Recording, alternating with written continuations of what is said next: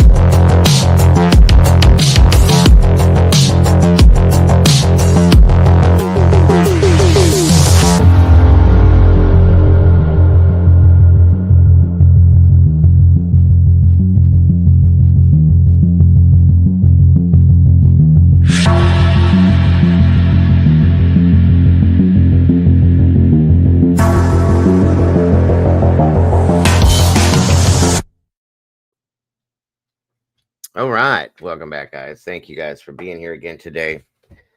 It's Monday, April 28th. We're almost into May. It's coming quickly. Coming quickly. That month went by fast, folks. Great to see you all here with us today at the cafe. Again, I hope you all had a great weekend and are having a great start to your week.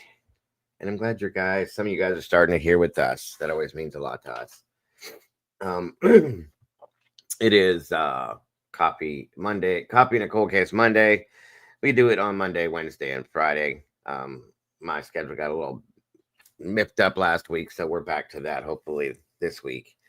Today we're looking into the Freeway Phantom Killer, another unsolved case. It's got some strange twists and turns in it, and we're also going to be presenting Mama Bear's new premiere today, the Crooked House Fire based out of the UK. She wanted to present it at 1 p.m. today to ensure that the people in UK are able to see this. I believe it's around 6 p.m. their time, so it should be roughly at that time that it presents to them. And hopefully she'll be able to be here with us when we do present that. Come on in and grab a seat. Let's see who we got with us thus far as we're building this up here to get ready to roll. Looks like Sassy Cassie's in the house. Good to see you. Alicia J, always happy to have you. Anna Zorman, welcome. Miss Anna's from Slovenia. That's wonderful. We might be relatives, Anna. Wonderful to know. It's okay about the time thing. We don't really know. It's wonderful to see people from other countries in here. I love that. Absolutely love that. I'm Czech or Slovenian, whatever you want to call it, guys. It's the other half of me. The first half is Italian, and the other half is that. So great.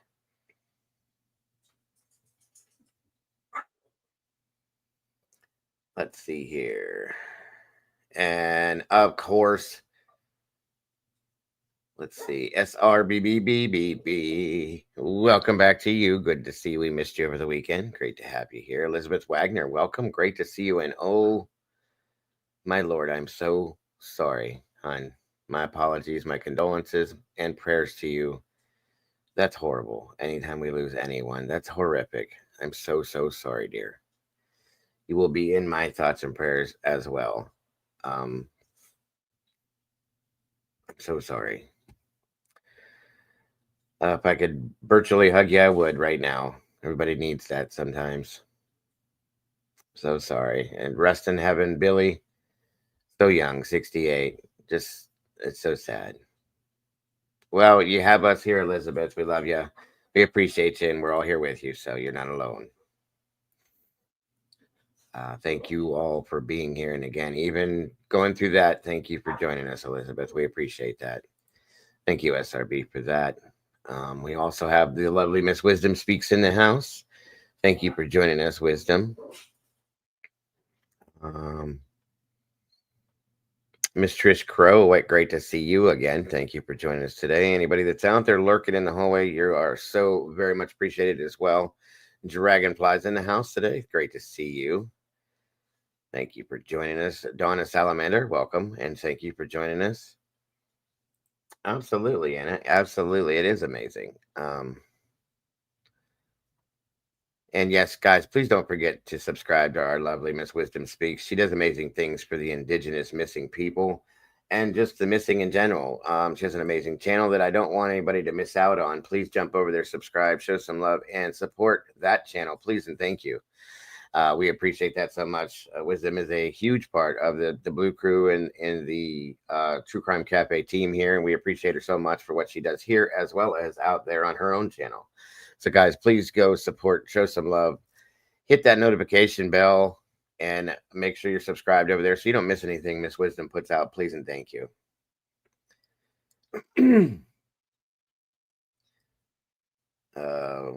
And my mama's in the house, Miss Ruth Now, good to see you today. Sorry, Mom, my phone died.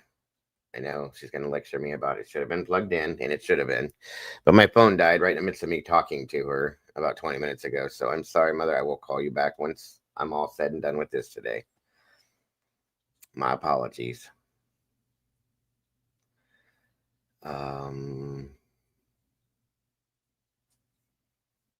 I miss anybody? Let me see. 16 peeps in the house, 11 likes so far. We're doing well.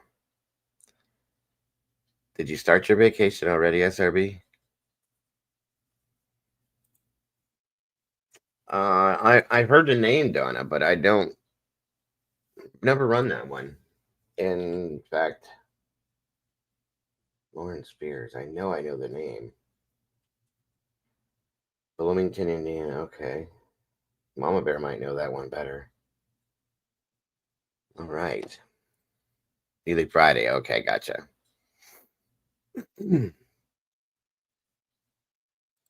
College student at IU. Okay. I'll have to look into that. Thank you, Donna. Make up for one of our other days for the cold cases. That'd be awesome. Thank you. And anybody that wants to reach out and give us, send some cases over to us that you would like for us to cover or look into, please do. We are open to it. Every one of you that wants to. Go lay down. Both of you right now. So yes, please do send them over. 100%. Oh. I bet you she tunes into some of these shows while she's gone. I bet you she does. She may say she won't, but she might. I have a feeling she might, at least once or twice. Yeah, you two get pretty close in here and do your thing, so that will be. I'm sure you will miss her. Thank you, Alicia and Cassie. I know you will. I know you will. Vacation or not, I know you'll be in here. I know you better than that.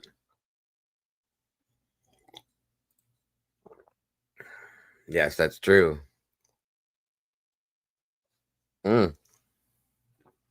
Are we saying that Cassie's going to have to step up and fill Mom's shoes while Mom's gone on vacation? I doubt it.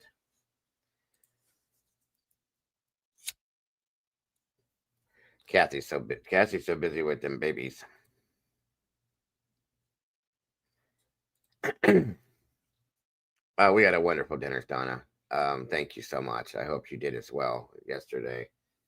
We cooked some ribs and chicken on the grill and some My wife made just cheesy potatoes. That was about it. We had salad as well, but very good, very enjoyable.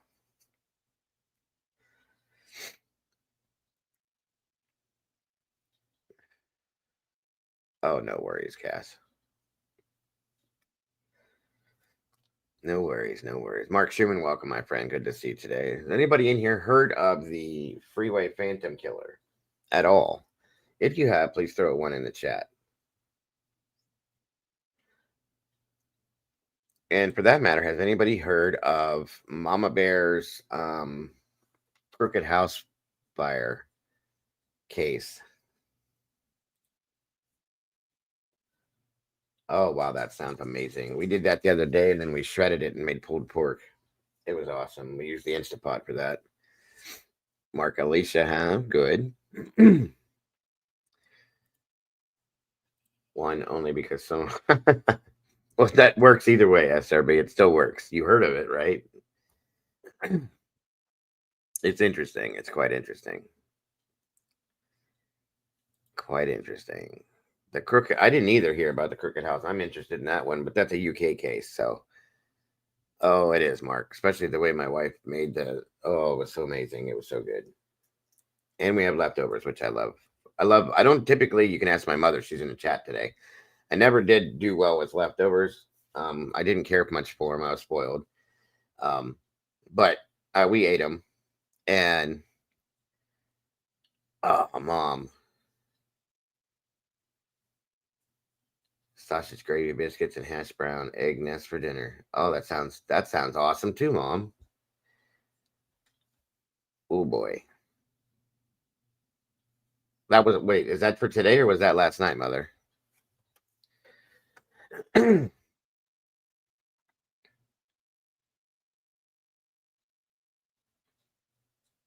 Well, we got plenty of stuff left over from last night for our dinner tonight, so leftovers. That's for today. Sounds good.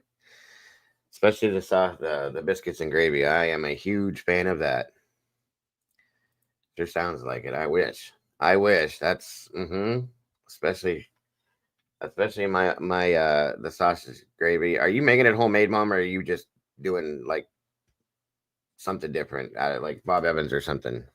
Probably homemade. That was a dumb question.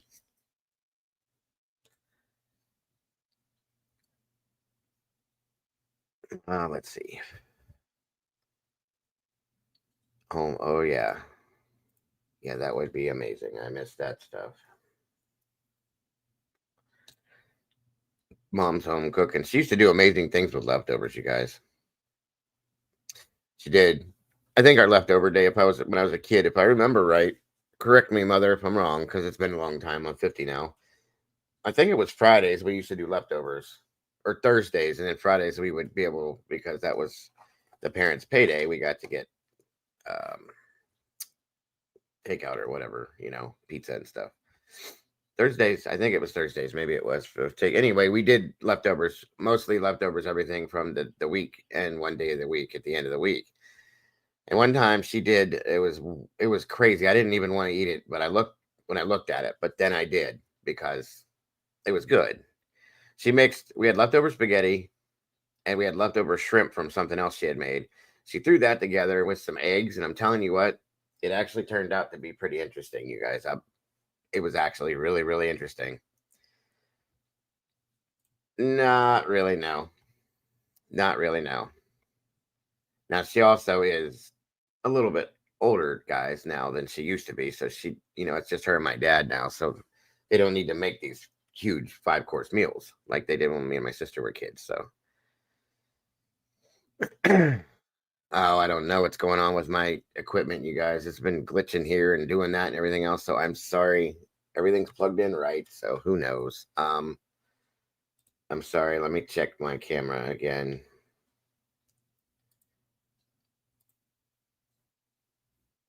Maybe that'll change it. Hopefully. It could do it. Yeah, it could be that too. You never know in this house.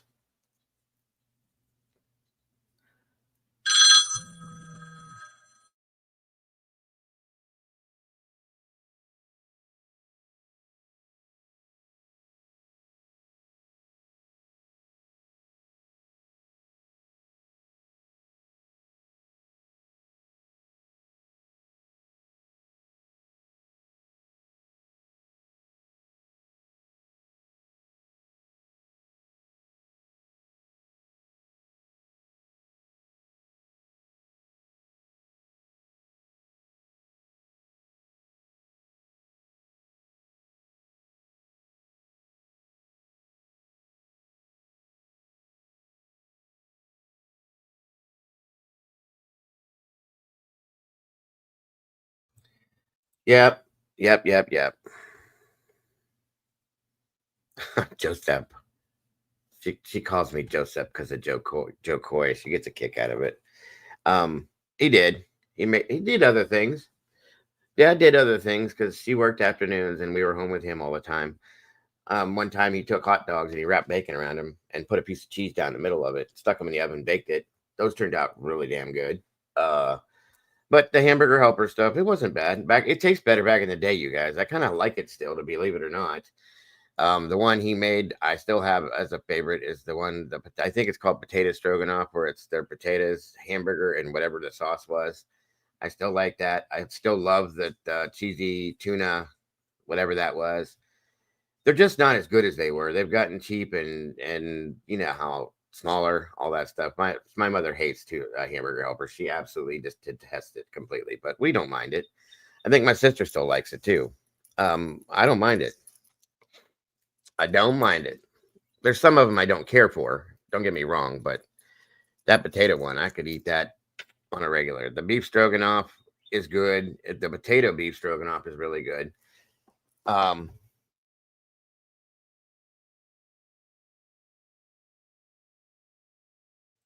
and we've even done taken them and made them homemade. Smoked sausage split open with mashed potatoes and cheese. Oh my goodness, Miss Sherry, that sounds really good. My husband and teen just suggested they're going to have hamburger helper one up. It's easy. It's easy. It's quick. You don't need it. The only thing is with the hamburger helpers that I don't like, as you pretty much need with a lot of them, you need an entire gallon of milk. So, this is Callie. Hello and welcome. Thank you for joining us.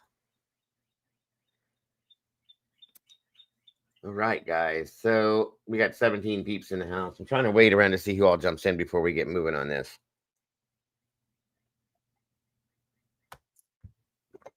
See who all is going to show up. That way we don't have to go back. Fried potatoes with sausage cut up. That sounds good. We love hamburger helper.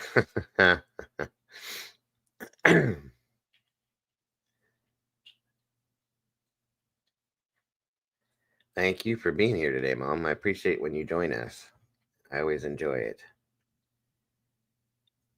Just got 2.9. I get it. I get it. We ate a lot of it when we were kids, but my wife is not a fan of it. She doesn't care for it. And if we do it, we do it like she makes homemade stroganoff. That the way that hamburger helper would do it, she just makes it. It's not in a box. She'll do it homemade, and it's good. We've made homemade with the cheeseburger mac stuff. We've done that homemade, which turned out pretty good. And of course, the tuna noodle. But I love the tuna noodle version of hamburger helper. I always have. Um, in fact, I found another way, and it tastes really good. Is if you make that, and then you take the container. We have the container of the Hidden Valley Ranch powder, seasoning powder, and you put that in there and mix it in. It gives it a really good flavor, and it actually tastes really good. Real quick, funny story, you guys. And then we'll get things moving here. My wife, when me and my wife first got together, she was a single mother. She had 3 kids, and she had a bunch of different boxes of hamburger helper. And because she didn't like it, but she had a bunch of it. People would give it to her, this and that, and she had it would sit in her cupboard. So we all ended up together eventually at some point. My kids, her kids, and her and I, of course. She had probably 4 or 5 boxes, different kinds. Okay. And we were low on certain things, meat wise and stuff. We didn't have any ground beef. And we were looking for something to throw together quick. And she said, I asked her what we were doing for dinner, and she said, hamburger helper surprise. And I went, what the hell is that? She goes, you'll see. So she goes and she tried to balance everything. She's always tried to balance the meals out with everything kids need to have and so on and so forth. She goes and mixes all these things together, and there was like a cheeseburger mac. There was some kind of lasagna, some Mexican things, a couple other ones too. She mixed them all together. They were all the same noodle wise, but everything else different flavors. She mixed these things all together, made them, and threw green beans in this. Okay. This was back in the day. And we serve it up. The kids come down for dinner and they asked what it was. And she said, it's hamburger helper surprise. And the kids are like, well, what's the surprise? And she says, there's no hamburger. So it was really good. I'll be honest with you. Of course, she doctored it up with different things that she does. But when you don't have much and you're stranded with whatever you have in the cupboards and so on and so forth, you can always create something. She's very good at doing that. So very interesting. And it was not bad. I'll be honest with you. There was a vegetable, there was the pasta, and that was the mix. Spoiled and don't like it. Yeah, it's my kid. Thank God, Caden loves it. Um, the lasagna one's okay, but the potato stroganoff is my favorite, and the tuna noodle, cheesy noodle, not the white one, the yellow one. I did not care for the white one that has the peas and stuff in it when I was a kid. I don't know why. And there's another one they have that's tuna tetrazzini or something like that. I don't care for that either. That's gross. But besides that, and we've also tried switching out because it gives you on the back options where you can switch out the meat and stuff we've used chicken, smoked sausage, shrimp in different variations of it to make different things. So yeah, and you'd probably like the surprise. Cream chicken sandwiches. Ew. Ew. I'm sorry, Cass. It's probably good. I'm just not. Mm-mm. Beef stroganoff and homemade spit. See, that sounds good. I have a machine. My mom and dad got me that for my birthday or Christmas or one of these things, and I have that machine to make those spätzle noodles. I love those types of noodles. I love them. I love them. I would put them in everything I could make. I'm not a fan of cream chicken or chicken a la king or stuff like that. I just don't. I don't like it. My mom will tell you I was very picky when I was a kid, but I had to eat what I had to eat. We had what we had, that was the rule. So a colander, that's a good idea too. I never thought of that. I'd be interested to see how you do that too. That's wild. That's a good idea, Tomboy.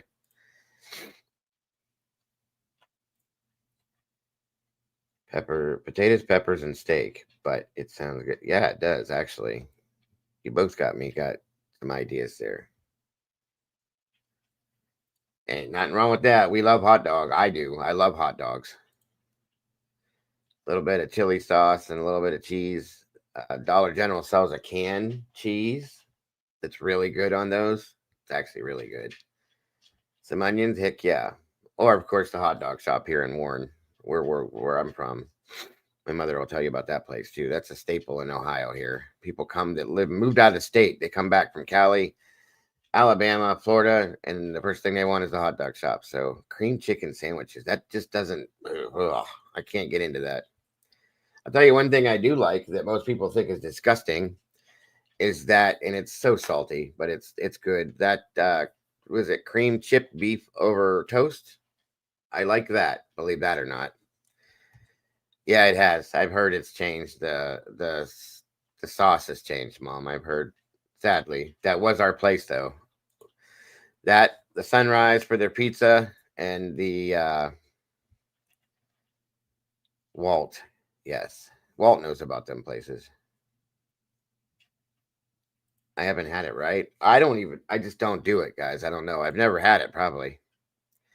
I'll look at it, Cassie. Maybe it'll work out. Who knows? And I also love, we used to get that in school. The one thing I liked in our little metal tins in elementary school, because that food was gross, was they would give us hamburger gravy over mashed potatoes.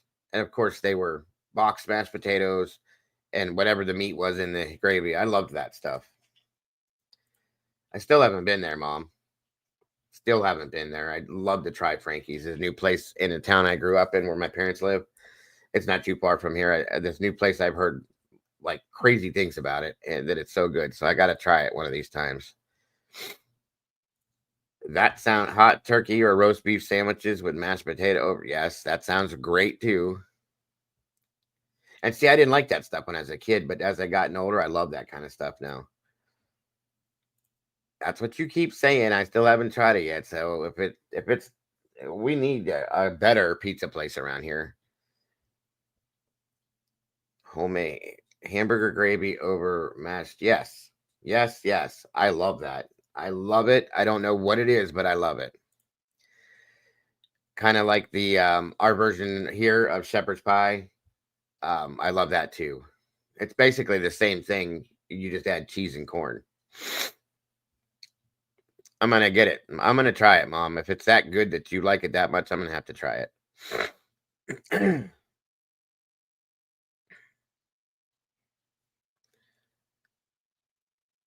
Corned beef hash. Yes, it is. Yes, it is. I could eat that all by itself. A can of it by myself. I love it.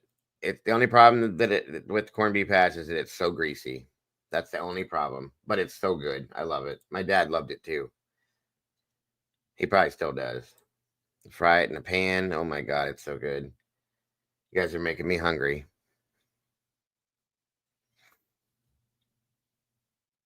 And I miss my mom's chicken noodle soup too, with the stringy noodles. She made it, and I believe she put lemon in it, and it's just got a different flavor all the way around. I loved it.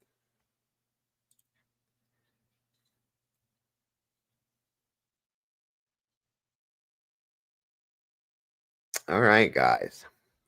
21 peeps in the house. 15 likes. I think we're gonna get rolling before everybody decides they want to chew their arm off because we're all so hungry talking about food. But we always end up on food in here.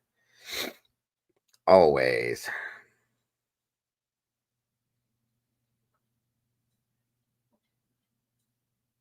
Oh, okay. Hold on, everybody. Let me check out what we got going on here. One of my moderators is telling me to go check it.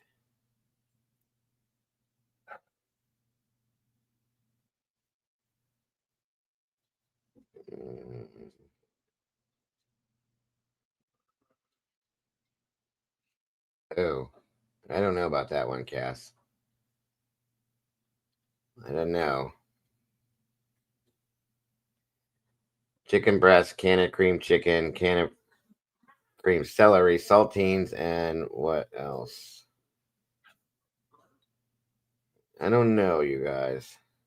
I don't know. Now, Brandy makes something like that where she'll take chicken breast and put it in like a crock pot or a Dutch oven and cream of chicken and cream of mushroom, and she'll bake it in there with cheese. I think it's Swiss cheese. The Swiss doesn't taste like Swiss. Anyway, and she bakes that in the oven all together with all those soups and stuff, and then we put that over rice. That's amazing. That's like one of our favorite meals here. And she just created that out of nowhere one day, and it was so good. Backwood beats and outlaw rhythms in the house.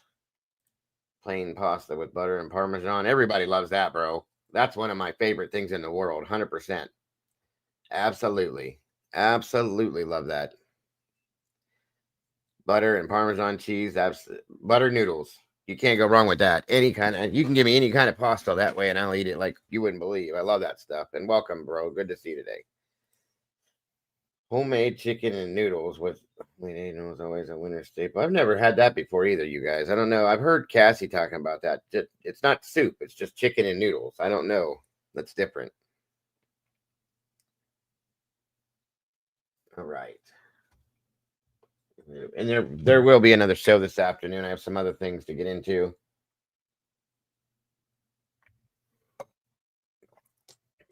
I've had many requests that people want me to completely the full interview with Steve Gonsalves. They want me to review that and break that down and some other stuff. So we'll see how I put that together this afternoon later on. Chicken and noodles. I'll have to check that out, you guys. So you put noodles over mashed potatoes? That's a lot of starch. See, that sounds like it would be good with those spätzle noodles, the chicken noodles. Eggplant parm is amazing. Yes, it is, Mark. Chicken parm, and even doing it with zucchini. I love it. It's amazing. I appreciate it, Cass. I do. That sounds good. I love noodles. I'm a noodle person, always have been. All right, guys, let me see. I think we're going to start off with this one here. Or no, wait a minute. 1 minute. Okay, so bear with me because everything's loading slow again today for some reason.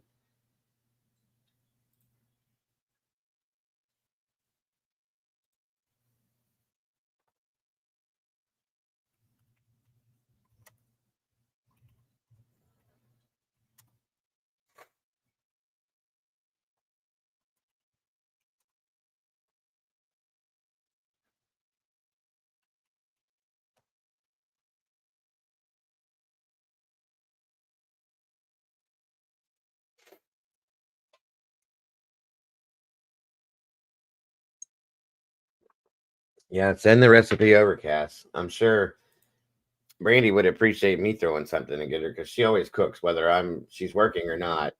A lot of times she still cooks. Hang on. So surprising her with something would be interesting if we have it. Thank you, Cass. And I'm not a big fan of chicken like by itself, but if you mix it in with noodles or something like that, I could handle that. I love it. Let me see here. Come on, load up for me.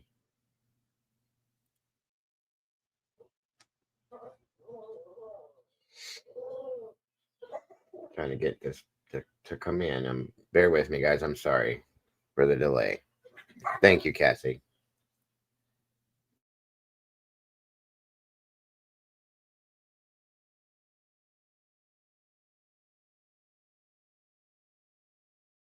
Again, I don't know how many of you are familiar with the Freeway Phantom. This was based out of the 70s and still unsolved.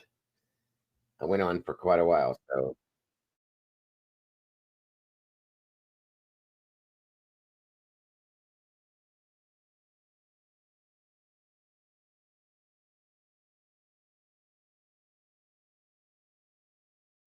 all right. And as I like to do with all of these cold case, well, the stories, I like to start off with some form of a news segment on this just to kind of give you guys the picture. We're going to start there and then we'll move into the docu side of it. Tell the story. Yeah, it's solvable. 49 years after the Freeway Phantom hunted girls on the streets near St. Elizabeth's Hospital, Blaine Pardo and Victoria Hester, a father daughter writing team, are convinced someone could still find a key piece of evidence that will lead police to the killer. He kept textbooks from one of the girls. He kept hair curlers from another girl. He kept shoelaces from another girl. Some family member may stumble across those things and say, why did he keep this junk? April 25th, 1971, 13-year-old Carol Spinks went out to buy groceries. 6 days later, police found her body dumped along I 295. Barefoot, she had been sexually assaulted and strangled. Her twin sister still talks to her every day. Basically, I hope she's okay. I hope that's better. I'm sure she is. 3 months after the first murder, detectives say the Phantom struck again, abducting, raping, and murdering 16-year-old Darlenia Johnson. Two people called after spotting her body, but police did not find her until 11 days later. They drove by, Right. saw nothing, called the dispatcher and said 10-8. We don't find any. That's correct. A monster unleashed. Parents warned children in Southeast, so police say the Phantom went northwest and grabbed 10-year-old Brenda Crockett. Then northeast for 12-year-old Nanamoshia Yates. 18-year-old Brenda Woodward was last seen alive at a bus stop on M Street Northeast.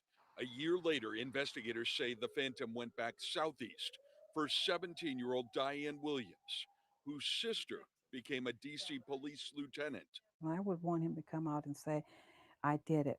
Investigators found a note in Brenda Woodward's pocket taunting them.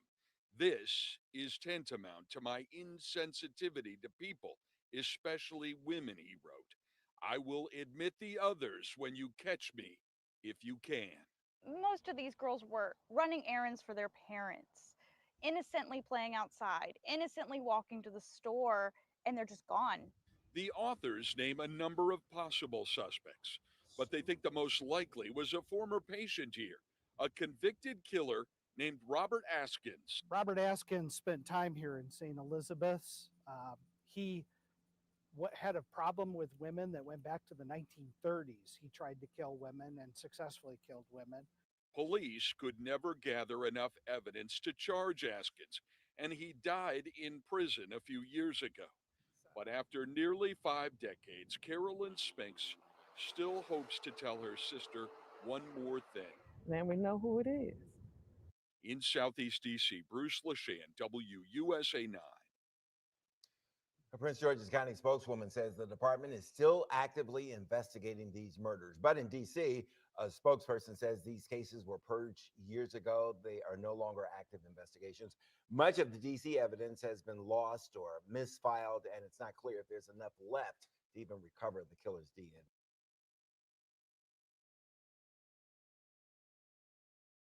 So yeah, they named a suspect that they believed it was, but never could gather enough information on him. In turn, it's unanswered, and they were not 100% sure it was him. There were other, from what I read, there were other different law enforcement that were thought at some point it was somebody different. Once again, and like they said, they've lost most everything on this. A lot of it has disappeared, fallen apart, and it's just there's nothing there, and it's a closed case per se because of those things, which is very sad to me. So some of these cases that are like this, where they have no, they're not talking about it, they're not looking at it anymore, and all these things is just that's why I put some of these out like this, because they need to be heard still. They're still unsolved. These people have no closure. That's not right. So that's what bugs me about some of these. All right, let me get this up and moving here. One moment.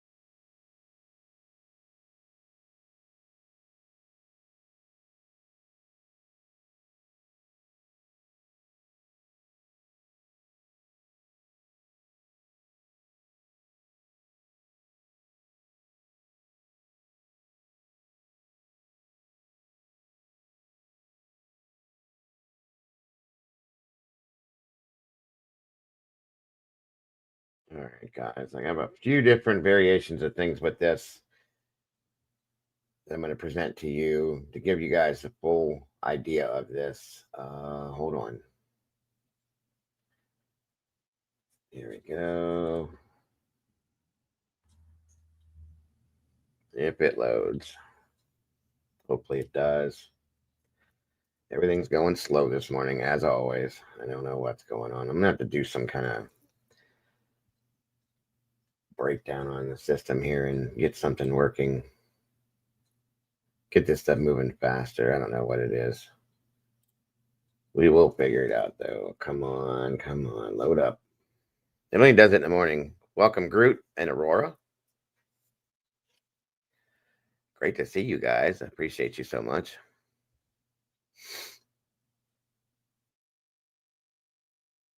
All right. See, this is my computer's doing its own thing again, pulling up stuff that I'm not pulling up. So hold on 1 second. I'm sorry.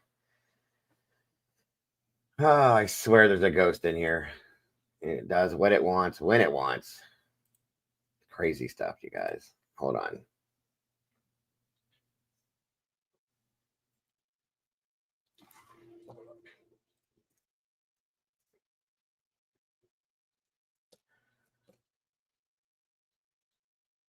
I have a piece that Law and Crime did on this as well to share with you. The footage we're going to be reviewing today is brought to us via a channel by the name of Polygraph. And I'm going to put the link in the chat. Anybody that would like to jump over to check out Polygraph, please do, and show some support there. for the work they put in on this and for bringing this to us. We wouldn't have it if it weren't for them. So, excuse me. All right, here we go. Now it's working. Sorry about that, guys.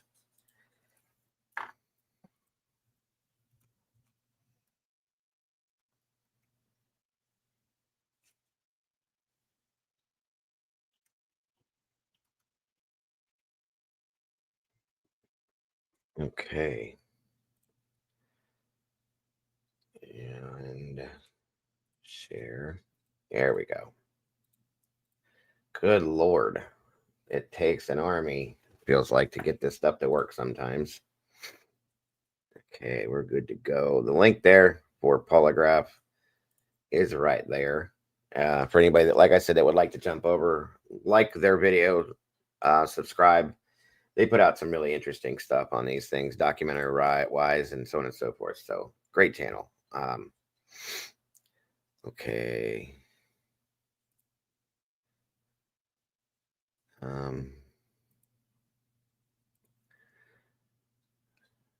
Oh, I'm sorry to hear that, Aurora. That sucks. I've been through that before. When you have a well, you rely on that for all your water. Yeah, that's horrible. I'm sorry. I hope that gets to working again. So sorry to hear that.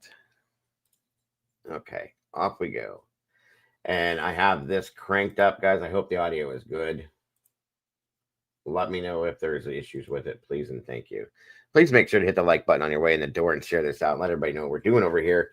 Mamabears link is pinned at the top of the chat as well. If you guys want to subscribe and hit the notification bell for her channel as well, we would definitely appreciate that. And she will be here at some point too to join us. So thank you guys again for joining us today for this. Welcome to Coffee in a Cold Case. To shed a clear perspective on cold cases and missing persons using all available factual information. This is purely a passion project, and we welcome you all to join us in the process while we begin this investigation.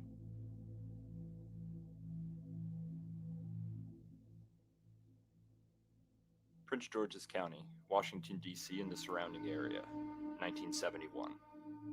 It's not often in a place where law and order are not only defined, but upheld, an individual lingers, unscathed by the legalities of what they have done. For over 50 years, with little to no insight, investigations, or suspects, a killer roams free, for crimes unpunished, and 8 young women had their futures ripped away from them. It wasn't until the early 2000s that the severity of these crimes were brought back to the public eye. For nearly 2 years, 1971 to 1972, a killer stalked Prince George's County, dumping the bodies of his victims on the side of I-295, leading to the only name we have been able to give to this individual. These are the crimes of the Freeway Phantom. Please note that this investigation has been done independently. The facts presented are only available due to the hard work of some dedicated sleuths. The novel, Tantamount, by Blaine L. Pardoe and Victoria R. Hester, and lastly, former Washington, D.C. detective Romaine Jenkins. This case, as well as its details, may have very well been lost for good without the help of Detective Jenkins, who remembered the case from when she was a dispatcher, and once in a position to work on the case, did so, preserving valuable evidence and tying it together. We would like to thank them prior to beginning our own investigation. Also note that due to the lack of critical evidence in this case, we must approach each case individually and with cautious scrutiny. It is also important to remember that this case involves children from the age of 10 to 18, violent crimes, and racial prejudice. If you or anyone you know has information on this case, or that could lead to an arrest, please contact Crime Stoppers immediately.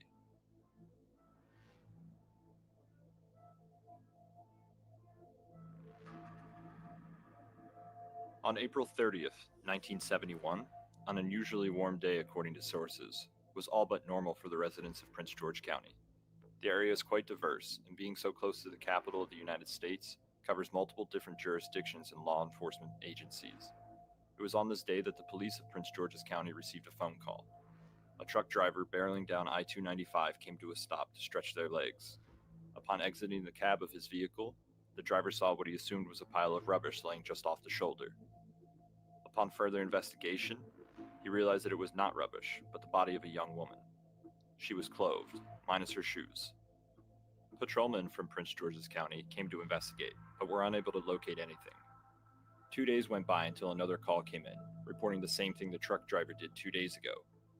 Law enforcement arrived again looking for a body, but were unable to locate. The witness was then asked to come and help locate the body. Within minutes, they were able to find the corpse. This goof, or blunder, or whatever you'd like to call it, was just a small sample of how the next 2 years would unfold. Police ineptitude and racial prejudice would haunt the case before it even officially started, before police even knew they had a serial killer walking amongst them. Police were able to quickly identify the body as Carol Denise Spink. And for anybody that doesn't know, or these were all African American girls that were attacked. So another way to look at it, and like he said, there was a lot of racial tensions and stuff involved with this as well, before they even got close to solving it. Just saying.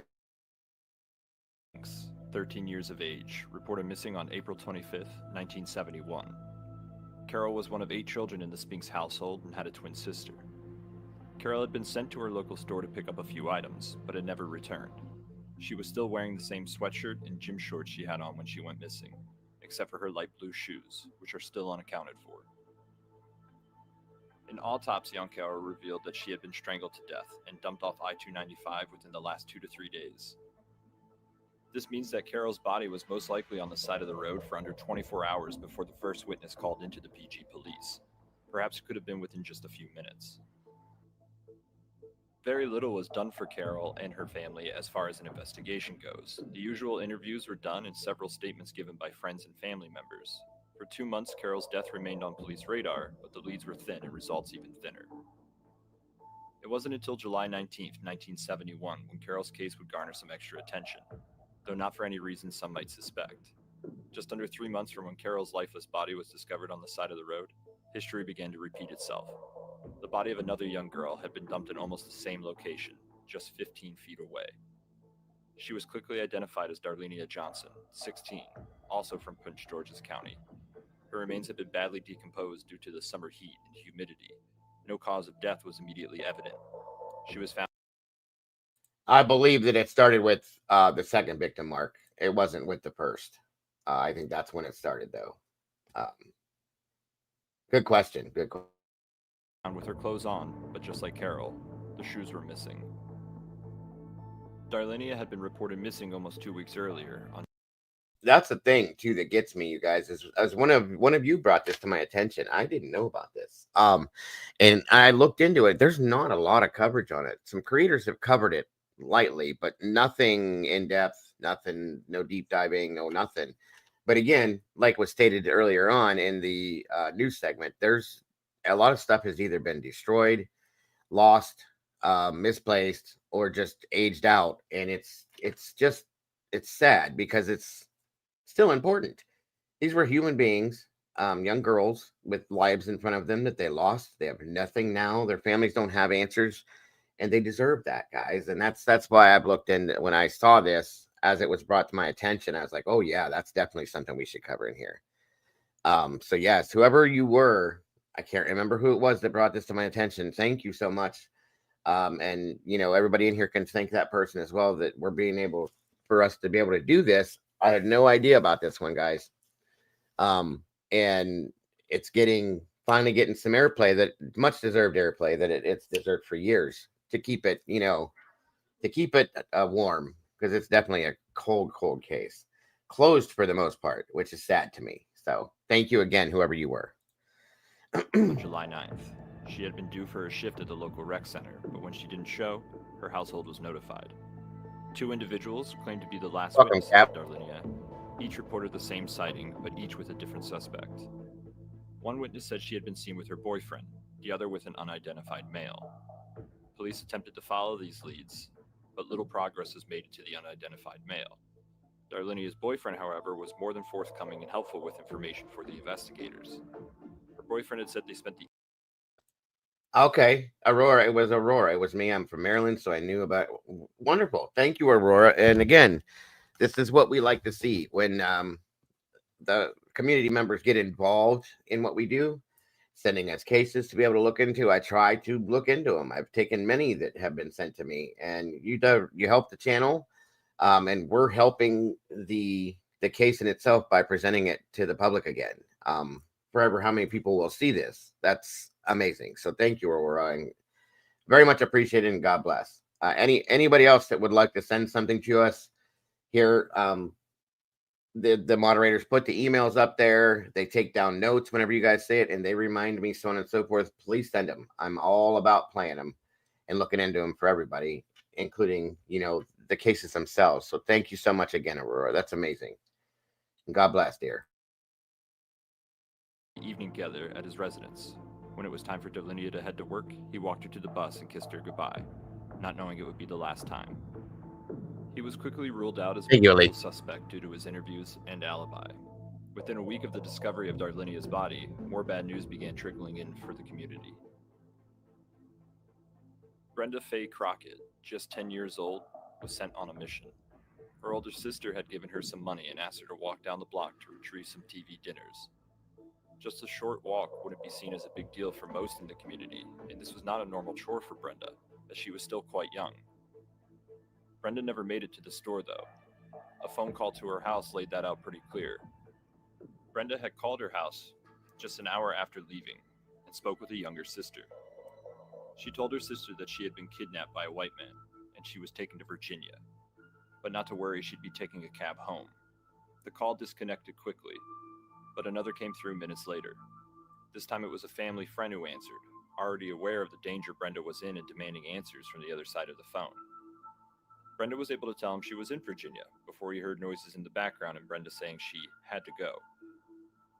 Similar calls, but this time Brenda asked if her mother had seen her, an oddly specific question which might imply the kidnapper knew Brenda's mother and saw her after the abduction.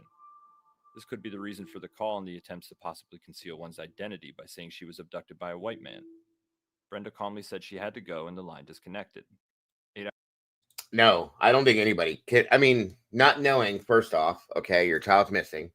Then you receive the call from the child stating, I've been kidnapped by a white man or a black man, whatever it is, and I'm in Virginia. I would lose my mind. There's no way you could keep composure with that, not knowing, So, yeah, it's absolutely insane. Craziness. Hours later, fears became reality as Brenda's body was discovered on the side of Route 50 by a hitchhiker.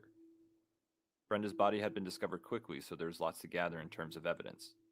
She had been sexually assaulted and then strangled, presumably with the green scarf wrapped around her neck. She had not been wearing shoes when she left her house, but oddly her feet were clean, suggesting she may have been bathed while captive. Even stranger, unmatched green fibers were pulled from most of her clothing, something that would be prominent going forward. This murder was odd in comparison to the other recent murders. Brenda was a child. She did not appear to be older than she was at just 10 years old. The calls, too, seemed to be attempts to mislead and were calculated by the killer in an effort to conceal their identity and question if they had been seen.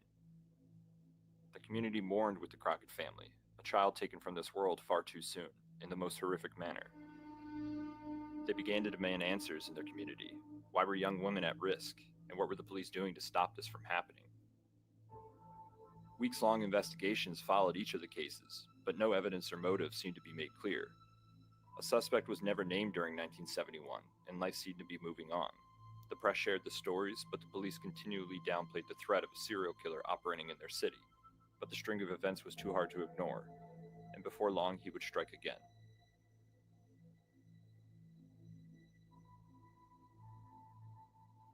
The summer months seemed to come and go, with no update into the previous murders and little to no press coverage since Brenda's death. The heat gave way to cooler temperatures as kids went back to school. By the 1st of October, 12-year-old Nina Moshe Yates had begun to settle into her routine. She was a quiet and kind girl who always said thank you and lived with her father in Congress Heights. The family was celebrating a new baby, as her stepmother had just given birth. Nino, as she was affectionately called, was asked by her father to go down to the Safeway, just a few minutes down the street. At about 7 p.m., she was given a $5 bill and began the walk. Nino made it to the store. The cashier recalls ringing her out and was familiar with her family, and even stated he might have seen her leaving in a blue Volkswagen. Nino's father waited for her to return, but when she didn't, he went out to find her. Her mother was notified that she never returned home and called in to report her missing. At around 8:45 p.m., a 15-year-old hitchhiker spotted what appeared to be a body lying off of Pennsylvania Avenue, just over the border of Maryland. It was that of Nina Moshe Yates. It had been raining off and on that evening, but Nino's body was dry. indicating it had not been there long. It's possible the hitchhiker missed the killer depositing her body by a matter of minutes. Her body was still warm when found, less than 40 minutes passed since the time she was last seen. She was clothed, but appeared to have been redressed haphazardly, most likely by the killer. She had been brutally raped, and several semen samples as well as head hairs were found throughout her various pieces of clothing. In addition, tiny green fibers were found as well. Nino's murder changed the investigation. The Washington Metro Police Department admitted that this case, as well as Brenda Crockett, Darlinia Johnson, and Carol Spinks, were indeed connected. They were murdered by the same person or persons. The press seized this opportunity to dub the killer the Freeway Phantom. Police followed every tiny clue in Nino's case, but little was found or discovered. Just over a month later, on November 5th, 18-year-old Brenda Denise Woodard was out with classmates having dinner. She had boarded a city bus around 10:30 on her way home. Brenda would normally get home around midnight, most nights stopping to see her family in the apartment across from hers. Her classmate had called to see if she made it home, but her roommate said she had not returned yet. Thinking that she was visiting her family, he brushed it off. Around 11:30 p.m., her roommate had called her family and said she had not returned. Something wasn't right. Around 6:45 the next morning, Brenda's mother walked to the bus station to go to a doctor's appointment. After waiting some time, she inquired as to what the holdup was and was informed a body had been found on Route 202. She decided to walk with a friend instead, and as they did, they passed the crime scene. At the moment, she didn't think much of it, but did notice a wig that looked similar to the one her daughter would wear. It stayed on her mind most of the morning until she returned home around 11:45 a.m., where the phone wouldn't stop ringing. A friend asked if she had heard about the woman's body that was found. She hung up the phone, not wanting to hear more. Her husband returned around 1:45 p.m., and with no sign of Brenda, they reported her missing. When in the process of filing a missing persons report, the Woordards were shown a picture of a young woman found in Maryland. They were able to confirm that the body was indeed Brenda. Around 4:30 a.m., a rookie patrolman from the local Cheverly Police Department came across a woman's body. It was here they determined Brenda had been sexually assaulted, and there were also defensive wounds present on the body. Unlike the previous murders, however, Brenda had been stabbed. It would appear she put up quite a fight in resisting her attacker, as there were signs of strangulation along with the stab wounds and several defensive wounds. Green fibers again were present on the body. Additionally, head hairs were found on the body, some being Caucasian, though it is believed that the Caucasian head hairs are possibly crime scene contamination from the investigators on site. Due to the area where the killer operated, it spanned several different jurisdictions, the likes of which included Washington Metro Police Department, Prince George County Police, National Park Police, and even the local Cheverly Police Department in Brenda's case, which led to disputes over who was in charge and could be the cause for such contamination as there were lots of parties involved. There was one other stark difference in Brenda's murder that differed from the previous murders. A note had been found in her jacket pocket. This was by far the biggest piece of evidence that the authorities had at this point. It read, "This is tantamount to my insensitivity to people, especially women. I will admit the others when you catch me, if you can. Signed, the Freeway Phantom." The killer attempts to speak directly to the police, using the moniker given to him by the media. The note appeared to be written by Brenda herself, and was confirmed by matching it to her other samples of handwriting, though it didn't show any signs of nervousness or distress. It was either dictated or copied from another sample of the same writing by the killer himself. Within days, the articles from various press publications began trying to warn individuals with the name Denise to be especially careful, though this seemed to be more coincidental than anything. Several of the victims' middle names were Denise, and there was speculation they were targeted specifically for this reason, though there was no certainty in this speculation. Months went by with little to no updates or activity. It seemed perhaps the killer had been thrown off by his last crime. Brenda had fought harder than the others. She resisted, and the killer lost control, something which must have made him nervous, as he had never had much resistance with the others that he resorted to using a knife. One final crime would place the Phantom in the spotlight before he faded into obscurity for decades. Diane Denise Williams was 17 years old. She was headed into her junior year of high school, but she would never be able to graduate. On the morning of September 5th, 1972, roughly 10 months since the last strike, A truck driver pulled over on Route 295 to check his equipment when he discovered the body of a young woman a few feet off the highway. He contacted police and an investigation ensued. Diane had been out the night prior, which was not uncommon for her. She tended to go out and walk or use public transportation to get around. She was apparently with her boyfriend and presumably taking the bus home when she was attacked. There were signs of sexual assault and semen was present, though her boyfriend did admit to being intimate the night prior, so it could not be determined if it was related to the crime. Once again, however, the victim had been strangled and tiny green fibers were found on her bra. Outrage followed the latest murder, the tight-knit community angered by the lack of resolution or suspects named in the crime. Most said it was a racial issue, as if the young women were white, there would be more done to find the killer and stop anyone else from being hurt, which could have certainly been part of the issue. In the note found on Brenda's body, the Phantom alludes to having more victims, other than the canonical ones connected to the case. Police were quick to assume the suspect was most likely black, and between the ages of 20 to 40 years old. He operated in primarily black neighborhoods and seemed to be familiar with them as well. It was assumed that if the culprit was a white male, he would have stuck out and would be more detectable or identifiable.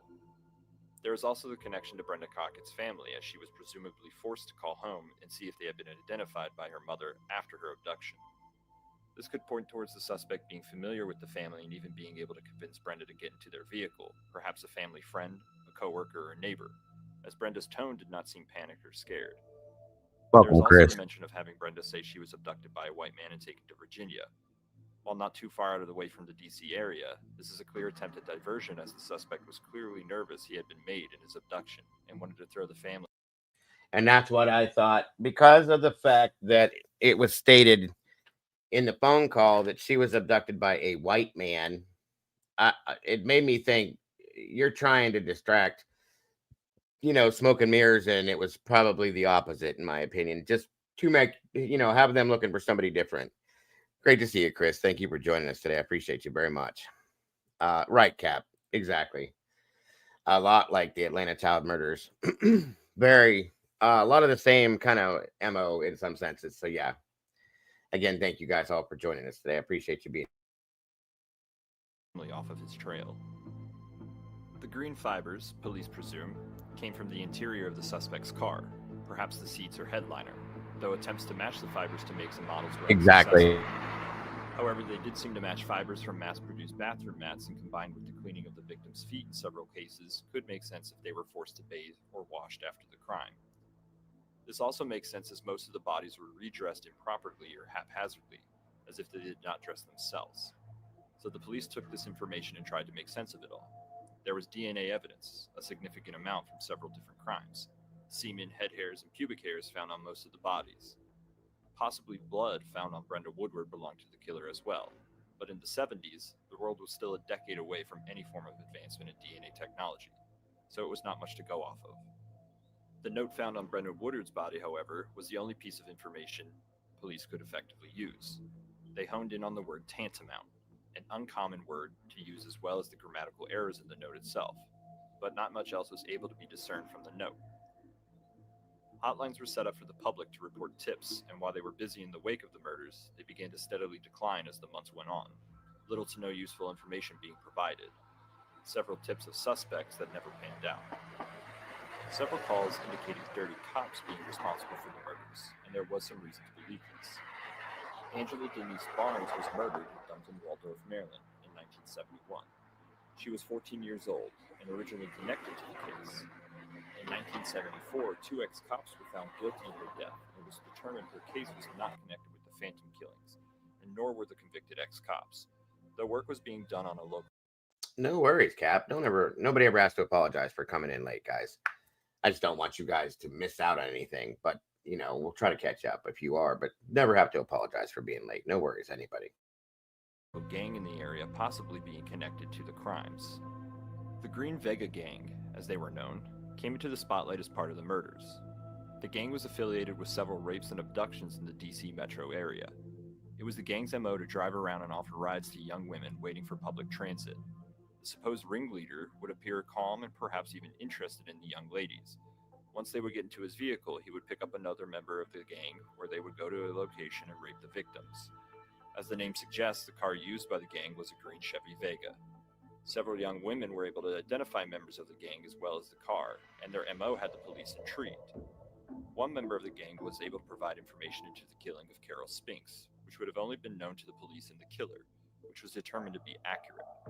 While this member of the gang, Warren Morris, denied any involvement with the killings, he pointed to the brains of the operation, John Davis, as the one responsible. Morris did lots of talking and implicated the gang in several dozen rapes and several of the Freeway Phantom murders, but was able to negotiate a deal with the district attorney to avoid any charges associated with the crime. However, a local politician coming up for re-election stated they had a break in the Phantom case, and it was due to the help of an inmate at Lorton Prison. Word of this got back to John Davis, who was in custody elsewhere and able to put the pieces together, and wrote a letter to Morris, furious he was implicating him in the Freeway crimes. Once the word got out, Morris stopped assisting with any investigation into the Freeway cases, as well as the Green Vega investigation. Morris Warren is still in prison to this day, charged on several rape and abductions, as well as several robberies. He claims no involvement in the Freeway Phantom case. Police were unable to tie the gang to any of the cases, and Morris's statements about the murder of Carol Spinks seemed to just be coincidental or just a lucky guess. The only other suspect who is heavily considered to be the Freeway Phantom is a one Robert Askins. Robert was a young man who grew up in the DC area. Not much is known about his early life, however, he was reported to be fairly normal until a bicycle accident resulted in head trauma. It was only after this his behavior began to change.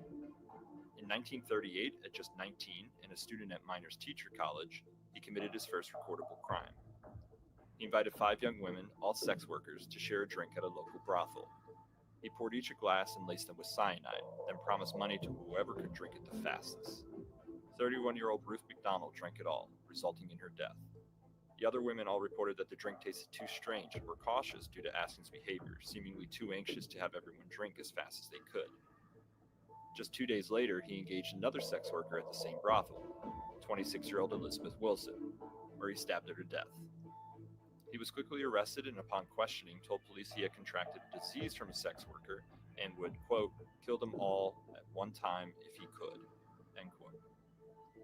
Askins' behavior was erratic and violent most of the time, assaulting orderlies while in custody and projecting his hate towards the opposite sex. Askins was also a police informant helping local PD apprehend sex workers. When he went to trial for his crimes, he was deemed criminally insane and sent to St. Elizabeth's Hospital in 1939. He would spend the next 13 years here until his release in March of 1952, now deemed sociable and sane, but it would prove to be a costly mistake. In September of 1952, Laura Maddie Cook was working the streets when she met a man and brought him to the Logan Hotel in the northwest of the city. The front desk man would recall checking the two in, but seeing the man leave a short time later. By mid-morning the next day, the body of Laura Cook was discovered. She had been manually strangled, but due to her profession, the case had little movement or press coverage. In March of 1953, a young lady named Marie Sweeney had met a young man and taken him to the same hotel. After checking into their room, there was an attempt to strangle her, but she managed to escape. The employee at the front desk recognized the man as he fled as the same one who had been with Laura Cook the night of her murder. However, Sweeney never reported this incident so as not to draw attention to her profession. In April of the same year, a patrolman overheard Sweeney talking to a friend about the event and was able to identify a man lingering around the hotel months later, matching her description. The man was Robert Askins, and he was polled in a lineup where he was positively identified. The DA decided he needed to be locked away and reopened the trial of Ruth McDonald, again against him, as well as the murder of Laura Cook and attempted murder of Marie Sweeney. Due to a lack of evidence in the Laura Cook and Marie Sweeney cases, they were not able to indict him on charges. The DA went full force into charging him again with the murder of Ruth McDonald in 1938 instead.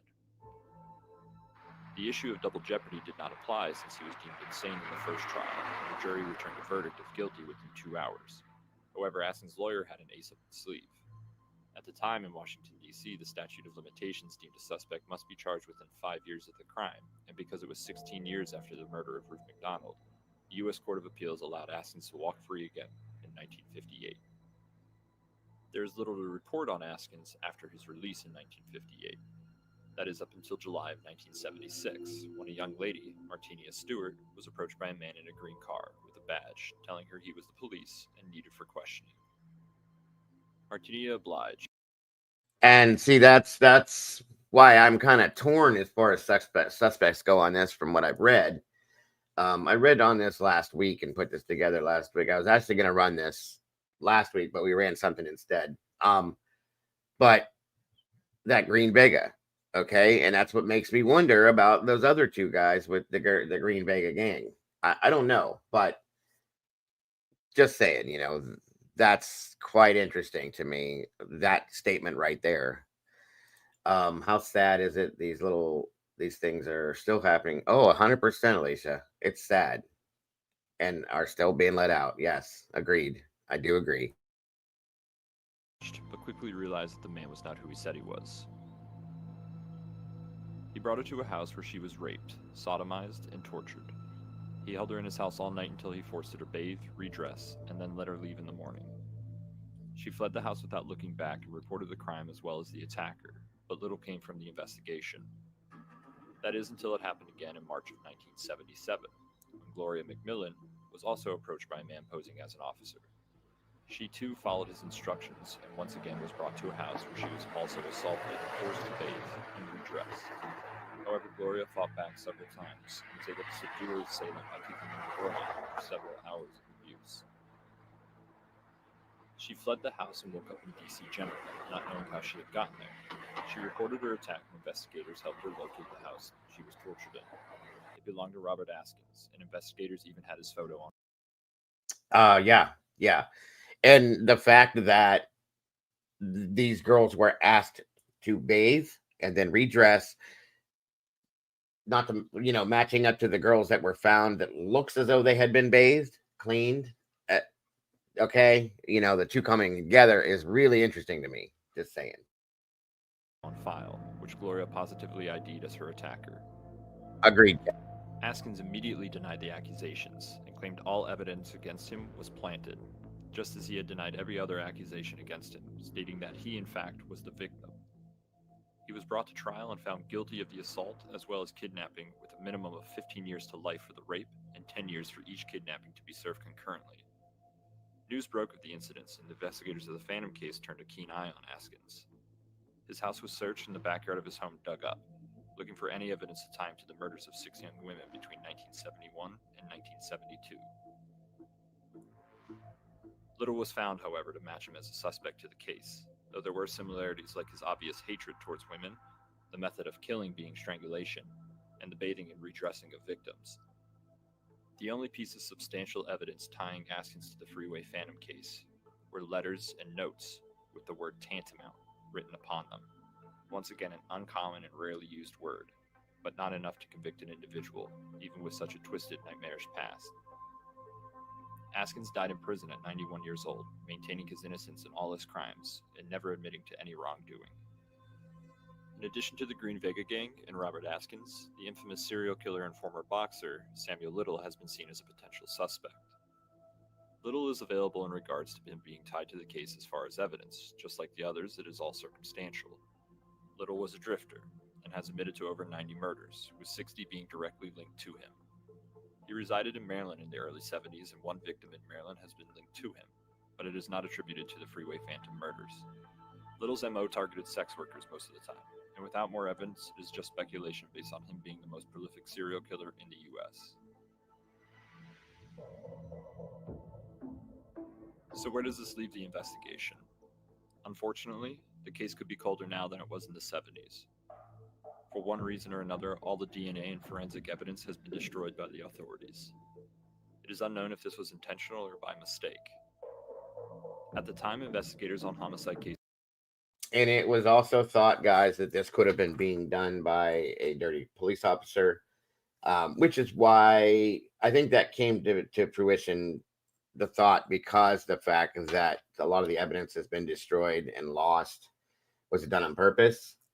We don't know. Was this a frame job, as Askins claims that he was being framed, that he had nothing to do with this, and he stayed in prison until he was 91 years old, folks, and he clearly stated again and again and again that he was innocent. And thinking about that, dying in prison at 91 years old, meaning you weren't getting out, you knew you weren't getting out. Why would you just not take claim to it if you did it?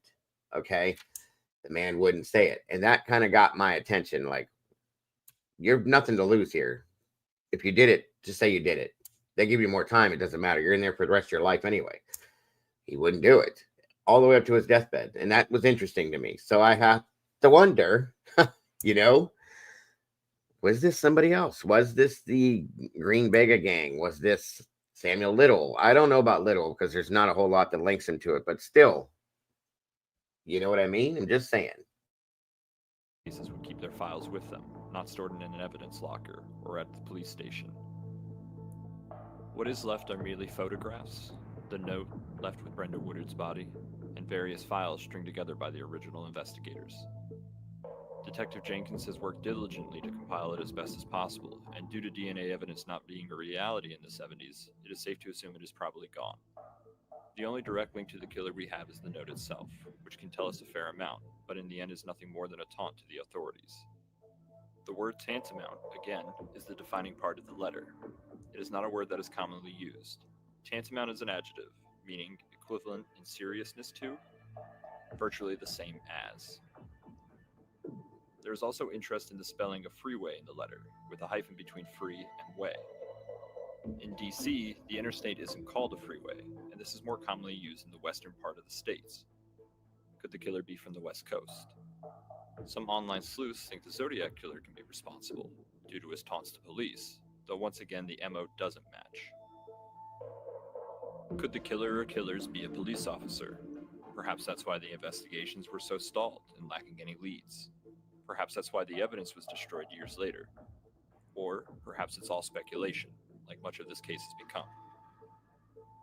Robert Askins seems to be the best suspect in all of this. His history and hatred towards women is enough to turn a few heads. But he would never even admit to crimes he was clearly responsible for. In that same vein, how did members of the Green Vega gang know information only available to the police and the killer in the murder of Carol Spinks? It is even possible there could be more murders tied to the case, as well as suspects not named in this investigation that could have been questioned, but then cleared. In the end, however, we have little to go on, and unless someone comes forward with new information, or unknown DNA evidence is located, this case very well may continue to haunt the victims' families and the residents of Prince George's County, because the serial killer still roams free.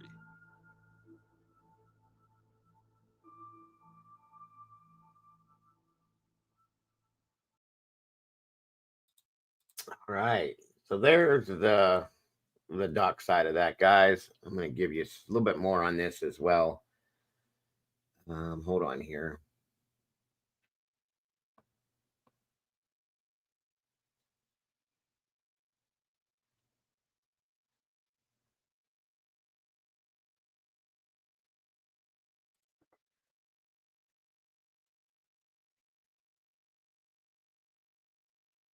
Like I said, it's quite interesting on the fact that they couldn't solve it based on what they had and the way things just kind of broke apart. The whole investigation broke down, was stalled out. Then the letters were interesting to me. Exactly, Cap.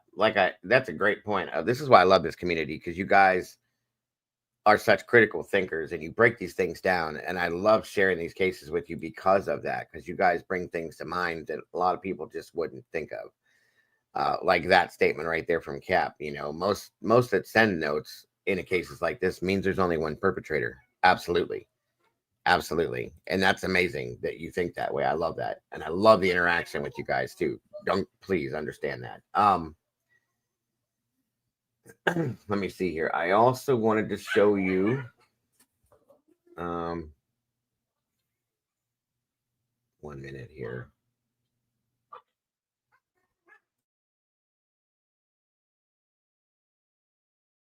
These dogs are driving me nuts today, constantly fighting nonstop. Okay, here we go.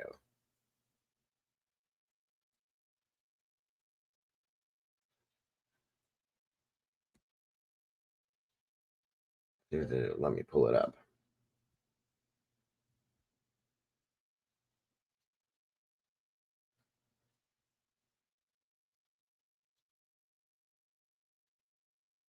Let me see. 1 second.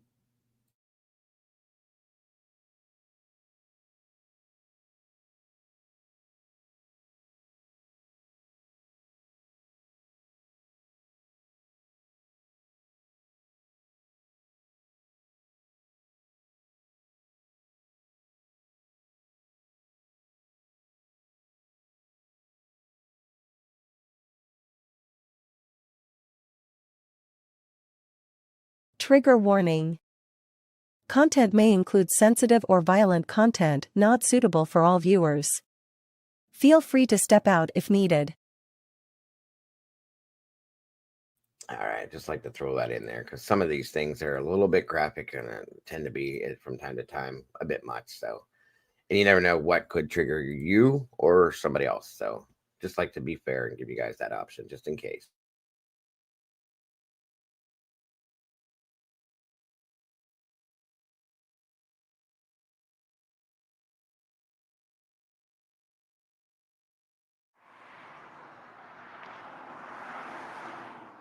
Years ago, the district's most notorious spate of unsolved serial killings began. 6 young girls were abducted, some were raped, all were strangled. The killer was never caught, but he was given a name, the Freeway Phantom. I pray all the time. I wish that the Freeway Phantom murder. I wanted to give this one to you guys and give you because there's some interviews done with some family members, so on and so forth. Just a little bit more to it. That's all. Would just come and turn himself into me. They're always with me. I always think of these young ladies. It's just something that's ingrained in me. It's something that's a part of me. Someone just did it and got away with it. Maybe they didn't get away with it, is what I'm hoping. Really, the best pieces of evidence that we have is just. If you have headphones, guys, you might want to put them on. I don't know why this is so low. I have it turned all the way up, and I'll throw the closed caption on just in case, but it is low. I'm sorry for that. Just the offender's behavior. James Trainum is a D.C. police cold case detective. He has been investigating the Phantom killings for the last year.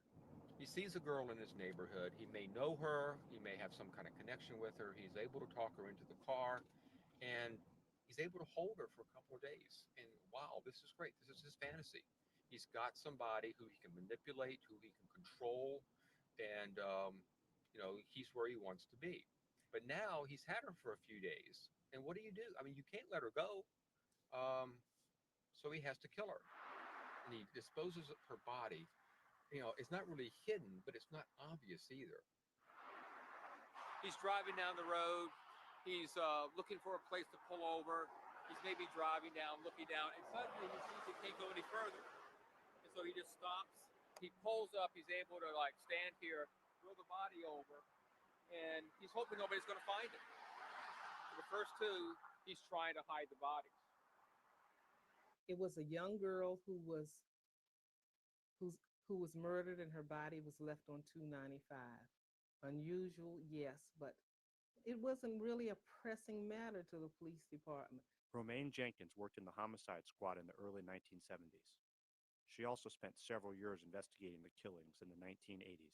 There were 2 other detectives and myself. We were assigned to go out and follow up on the case. We were stopped by our commander who said, "Where are you going?" And we said, "Well, a little girl was murdered in Southeast and we're going to follow up." And he says, "No, you have massive Mayday demonstrations and this is what you'll concentrate on." That kind of diffused the investigations right then and there. The second victim he kidnaps from the very same neighborhood. Probably the very same, set of circumstances. She's a victim of opportunity, no witnesses around. He's able to talk her into the car, and he has her. We don't know how long. And then he disposes of her at the same site. How far was one from the other?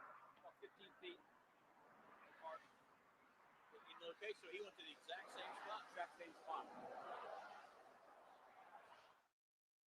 He goes into other neighborhoods where he's either somewhat familiar, that they're along major routes, and he is able to abduct his Exactly, Cap. there.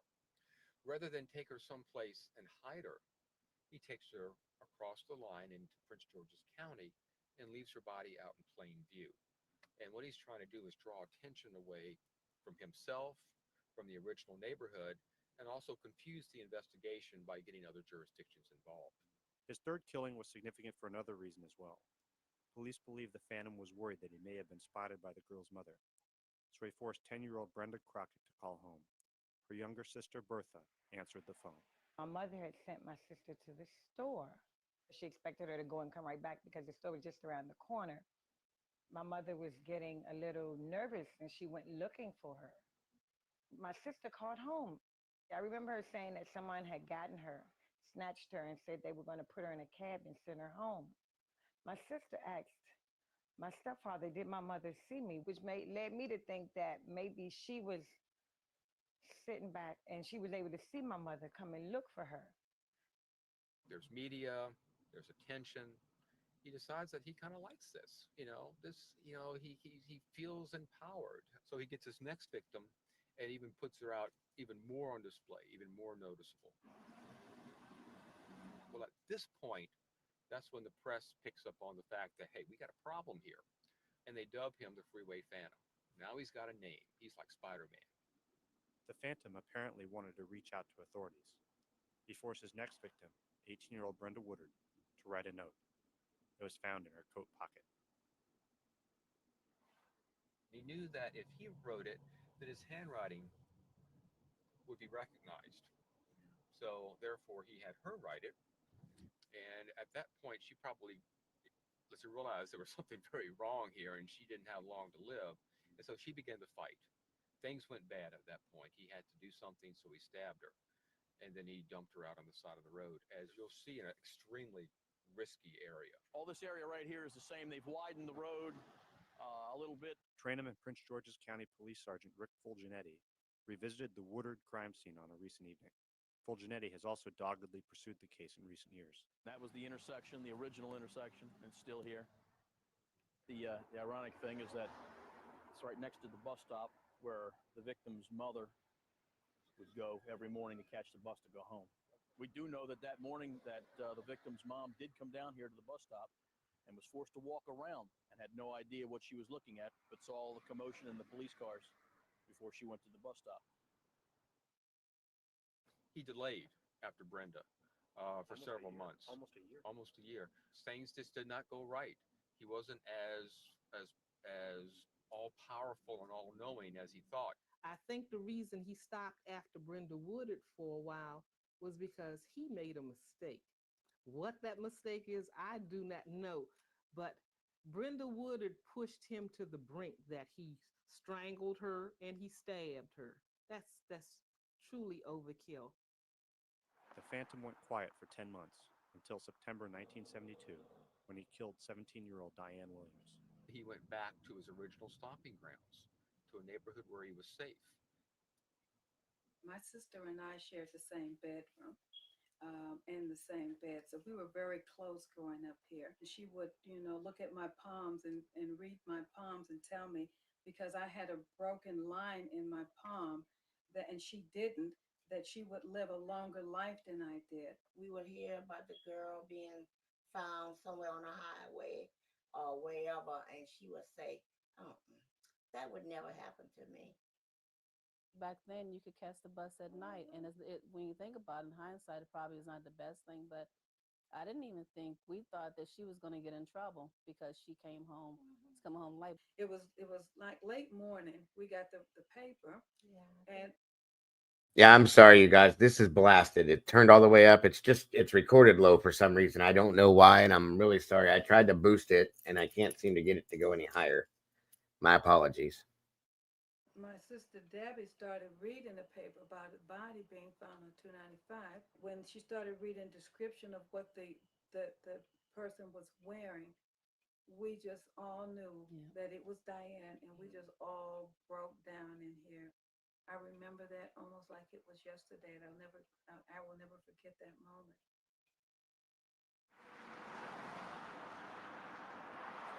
I think the individual proved a point to himself that he could do something and get away. I know there was a lot of speculation that maybe he left the area, he was incarcerated, maybe he died, but I don't think so. I believe personally that he accomplished what he set out to do, to commit a number of murders and get away with it. At this point, without a phone call from a witness or the killer himself, police can only speculate about the Phantom's true identity. They know he is not a ghost. He was all too real.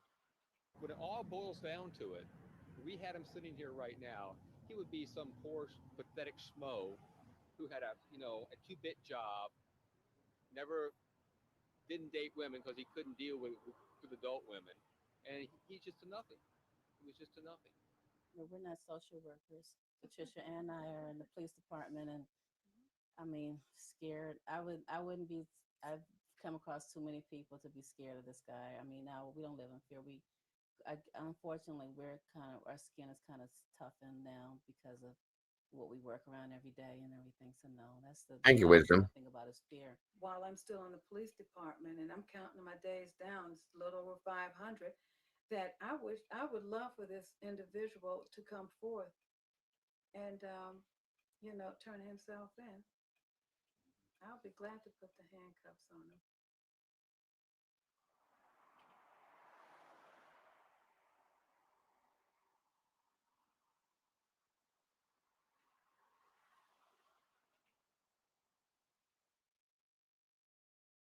All right, so there is that. Now, just so you guys know, um, hold on, sorry about that.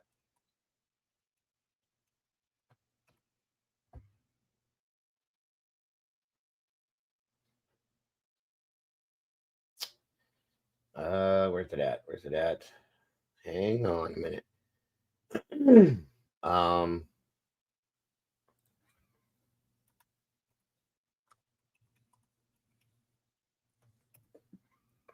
1 minute here.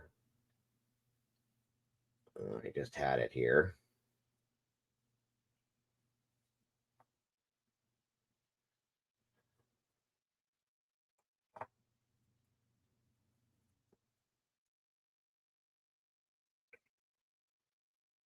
Come on now.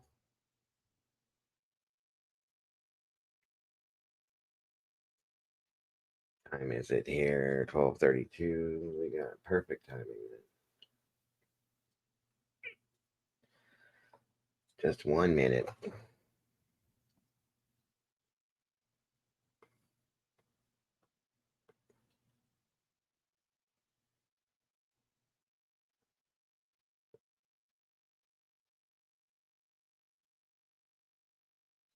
Maybe. They're going to let me run it. 1 second.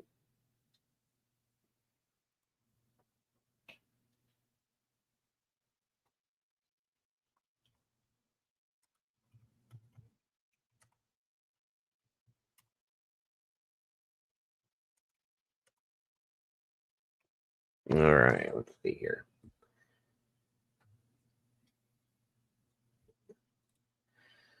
All right, so this is the update that I was going to show you guys on this. Law and Crime presented. 2 years back, they ran this. And again, this is, like I said, this happened back in the 70s and nothing. So this is the newest update on this case I wanted to present to you guys. And, like I said, Law and Crime. And if you have your volumes blasted, you might want to turn it down because this is actually pretty good. You can hear this pretty decently. It is very sad, Aurora. I agree. Very sad. Very, very sad. Because they don't have any answers, and if it's the gentleman that they, Robert Askins, he's deceased. So that doesn't help. Does not help. Here at 1:00, stick around, guys. We're not done yet because we will be presenting Mamabears premiere today on the Crooked House fire based out of the UK. For those of you that are UKers, you may be familiar, but I want you all to see this as well. This is just a short, real quick 8-minute situation update on this, and then we should move into that. Should flow right away, right into it. Sounds to me that they need that kind of a thing these days for a little bit more enforcement with what's been going on. It'd be, I think, see that right there, you guys, really, really reminds me of the Zodiac, which, by the way, we're going to be covering the Zodiac here as a cold case, of course, coming up relatively soon. So if you're into that situation or that case, please be ready for that because we're definitely getting into that too.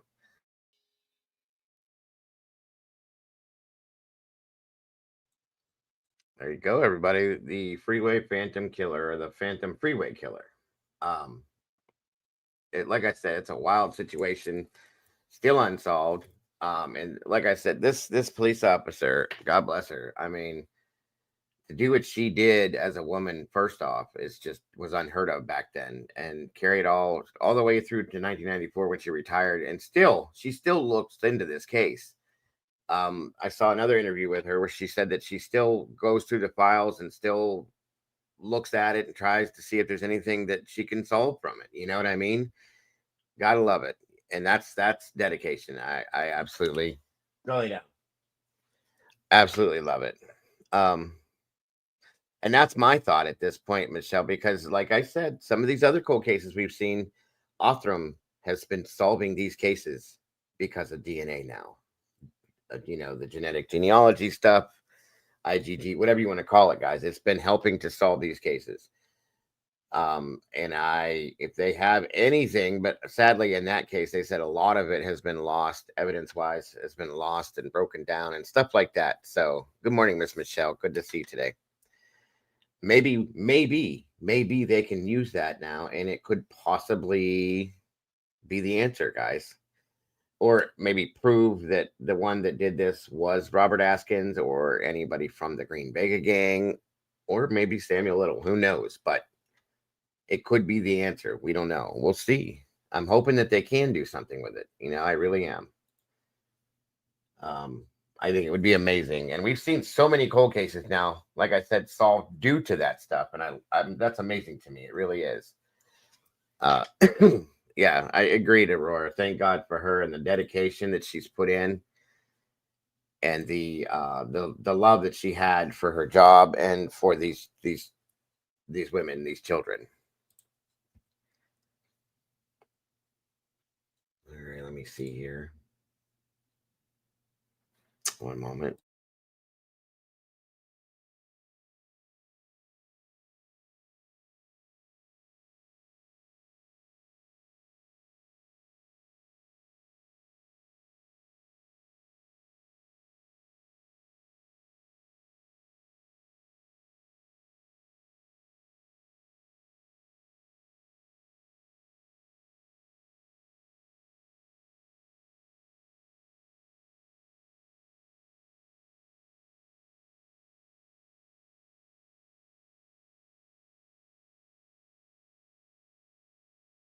Like I said here, in a matter of a few minutes, we're going to be presenting Mama Bear's premiere, which is the unraveling the mystery of the Crooked House fire. We just have a few minutes, though.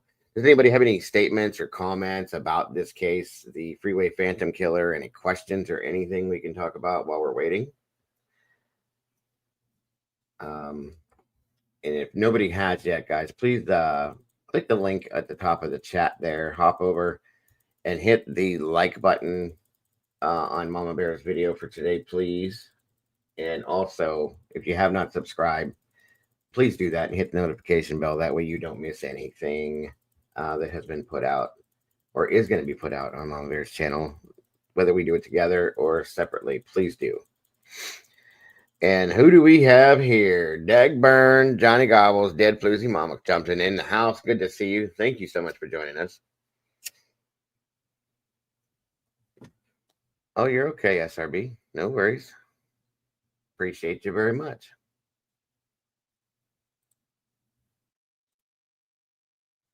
Let's see here.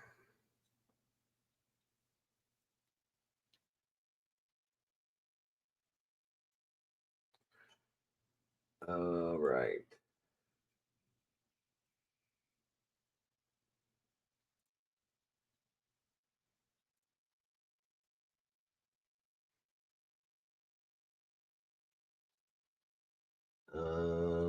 Sorry guys, I'm looking at a couple different things, just getting this ready here. Okay.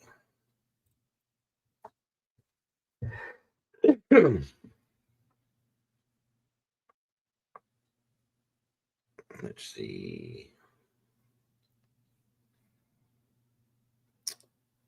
Great to have you all here today. Great to see you, Michelle. And see if there's anybody else that's in here that I didn't see. Of course, Miss Paula. Her positivity. Wonderful to have her here. Willie's in the house, or he was. All right. 1971 was the first year SRB. Sorry, I just now saw that. My apologies. Mocha's in the house. Good to see you, Mocha.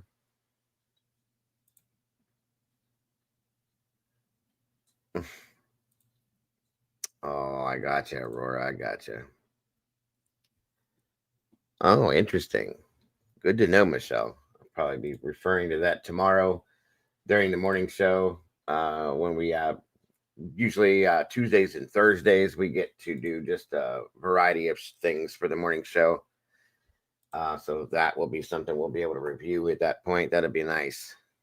Nice to know something. Hopefully, there's something new on it. That would be awesome if there was some new updates or something to look into. I will be back this afternoon with another show. I've had some more requests and some people asking. Thank you so much, Michelle. Elliot, welcome. Good to see you. Thank you for joining us today. It's great to have you here. I appreciate all you guys. Mama, ahoy to you. I love that. Mama Bear scheduled this purposely. I'm sorry, you guys. For those of you that are in the UK, that way it would fall right around 6 p.m. your time. Wouldn't be too early or too late. So she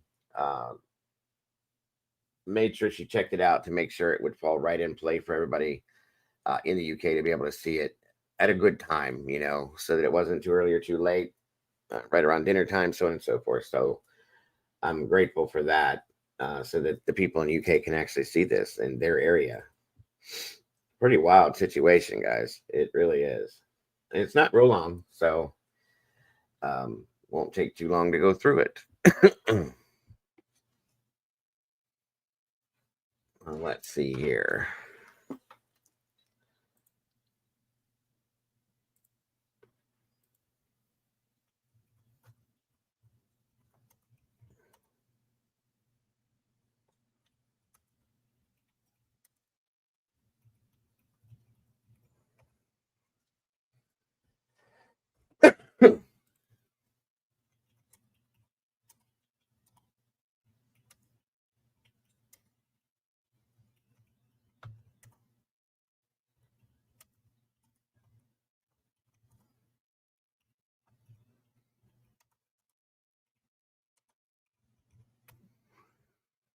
Okay. We got our knitters and I think it's knitting. Am I saying it right? Knitting in here. Talking about knitting blankets and yarn and all sorts of fun things over here, you guys. You guys got so much patience. I couldn't do it. I couldn't do it.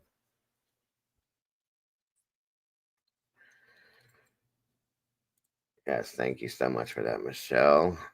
I hope you're having a great day, Elliot. Thank you for joining us, everybody. I hope you're having a great start to your week. Weather here today is beautiful outside again. Let's see. Also, thank you to anybody I did receive a small donation. Thank you for that. I appreciate that so very much. Anybody, by the way, again, that chooses to support our channel that way, guys, it's never expected. Whether via PayPal, Cash App, or the Venmo, please know we never ever expect you guys to do that, but very, very much appreciate it, because those things is what helps to keep this channel going every day. Paying the bills, the internet, and all that fun stuff. That's how we do it. So thank you for that, you guys. I appreciate that so very much. Anybody also with the super chat, super stickers, and all that from before, we appreciate all of that and never expected it as well. The following month when all that stuff appears, it's very helpful as well. So thank you all for that. You guys are amazing, and we appreciate all of it. Mostly, I appreciate everybody being here and supporting our channel that way. In essence, that's the best, guys. You guys are amazing. I appreciate this whole community. Welcome to, we have so many more new members now, you guys. We've gained in the past week almost 50 new members in a week. No thanks to Moto Man dropping 30 or 40 just in one night, I believe, and everybody else that's done it. It's amazing. And also, people do that a lot in here. Very generous for that. which is why we instill in everybody to make sure that at the very bottom of your chat screen, there's a little $sign and a little square that you click on that and open that up and make sure that you're able to receive gift. There says something about gifting in there, and it says to allow that. That way you can receive those when they do come through. YouTube picks them at random for whoever is going to be picked based on the gifted memberships. And if that's opened up and you're able to receive, you'll get one, typically. Thank you, SRB, for that as well. There are clickable links. Bago Day just posted on I want to try. Okay. Oh, you guys are talking about the knitting stuff. Gotcha. I don't know how long you've been covering true crime for and where your niche focus is if you have one, but when you've covered international cases, does there seem to be a landmark big deal? Oh, huge, Elliot, huge. That's a great question too, because I'll tell you why. Thank you for asking that. I've covered a handful of international cases. Mostly, I covered one in Australia. I've covered probably 3 or 4 in the UK. And the hard thing is within the problem is, I should say, that in the UK, they don't put things out like we do here in the States. Therefore, it's very hard to get information to cover the case.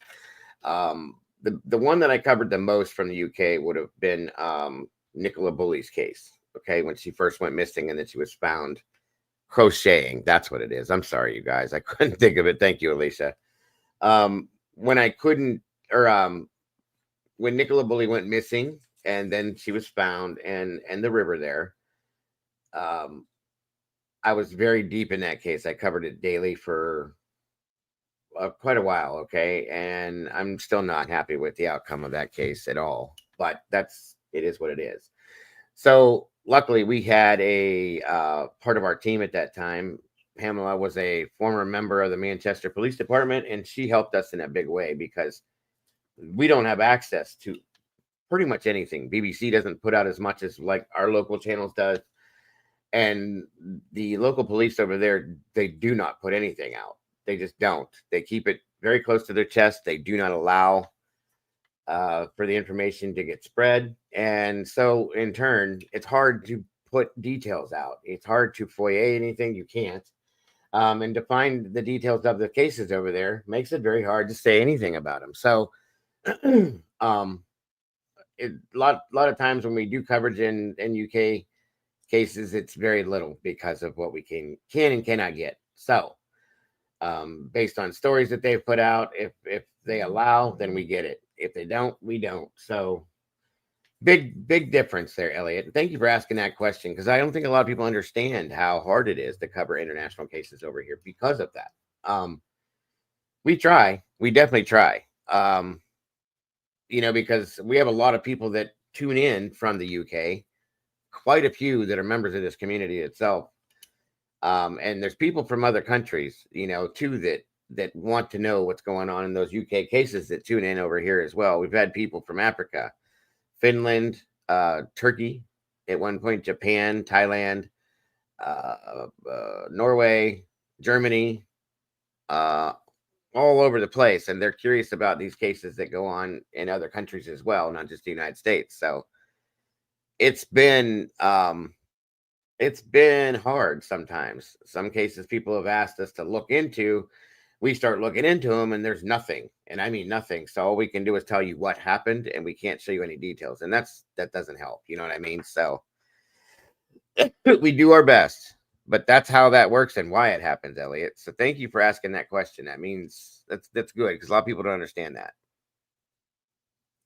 Coming up here in just a few minutes here, a couple of minutes, we're going to be bringing you a new premiere from the Crime Time with Mama Bear, our amazing co-host here, and her channel is the Crime Time with Mama Bear. It's pinned at the top of the chat for those of you that aren't familiar. I'm also going to drop the link in the chat again to float. I'd love for everybody, if you're not subscribed, please jump over, subscribe to that, hit the like button, and make sure you hit the notification bell, because you don't want to miss anything that Mama Bear puts out. She does an amazing job. Whether we're doing it together or separately, she does an amazing things all on her own, guys. So there's the link there for that. And this is a pretty wild story. Like I said, this isn't very long, but it's still a story that it definitely, I believe, should be heard. And Mama Bear scheduled it one so that it would drop around 6 p.m. in the UK so that they can see it too.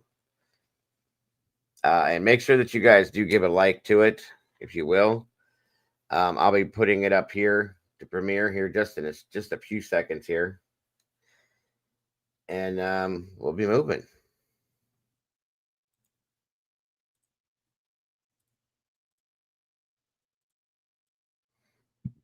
There we go.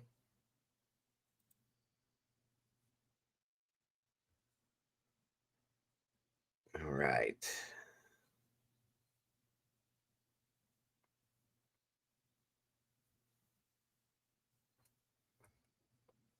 And this is premiering at 1 p.m. Eastern Standard Time, guys. So wherever you're at, it may be a little different for you.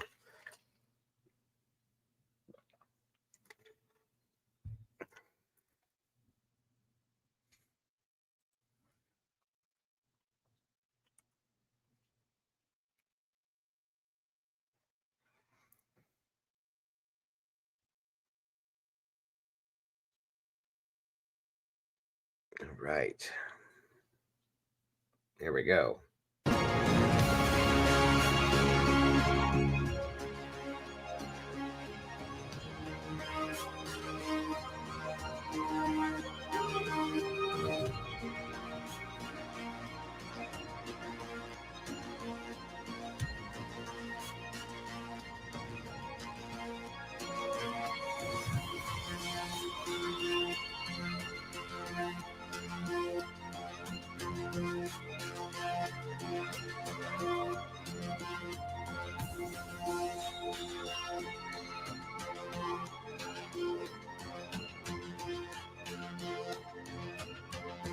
Well, everything seems to be about the same, Elliot. As they're in here, we face the same issues. So yeah, another great question, sir.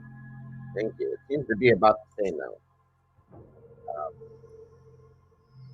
and sadly, it's still just as rough too. Either way, I appreciate the question. I really do. I appreciate you being here. The Crooked House was a pub in South Staffordshire, England. Its name and distinctive appearance were the result of 19th-century mining subsidence, which caused one side of the building to be approximately 4 feet lower than the other. It was known as Britain's wonkiest pub, and optical illusions inside the building made objects appear to roll uphill. Located in Himley in England's Black Country, the building was originally an 18th-century mill house before it was converted into a pub in the 1830s. In July 2023, the pub closed and was sold to a quarrying and landfill business adjacent to the pub. In August 2023, the building was gutted in a fire on the 5th. 2 days later, on the 7th, the new owners demolished the building against the council's instructions. Criminal charges of arson with intent to endanger life have been brought against multiple people, and the landowner has been issued with an enforcement notice which requires them to reconstruct the building. On the 9th of August 2023, Staffordshire Police announced that while investigations with the fire service were still ongoing to identify the cause of the fire, they were treating the circumstances as arson. On the 16th of August, it was revealed that Contracting and Plant Hire had experienced a previous major fire in August 2018 at their landfill site in Finmere, Buckinghamshire. The cause was never established. Between August and October, Staffordshire Police arrested and bailed 6 people on charges including suspicion of arson with intent to endanger life. Update February 11, 2025. A High Court challenge was lodged by the owners of the Crooked House to challenge the Planning Inspectorate's refusal to postpone the Planning Enforcement Public Inquiry. South Staffordshire Council is extremely disappointed to announce that following the High Court challenge that took place on February 5, 2025, the Planning Inspectorate has today, February 11, 2025, confirmed that the Planning Enforcement Public Inquiry will be held in abeyance. This means that the Crooked House Public Inquiry for the appeal, scheduled for March 11, 2025, will now not go ahead as planned and will likely resume when the criminal investigation into the fire at the Crooked House has been concluded. South Staffordshire Council has worked very hard to prepare for the public inquiry and to defend the enforcement notice issued in February 2024, but has now exhausted all avenues to see this public inquiry go ahead as planned in March 2025. Thank you for watching. There is more to this story, so please like, share, subscribe, and hit the notification bell to get YouTube notifications. Your support means the world to me. Please drop a comment below.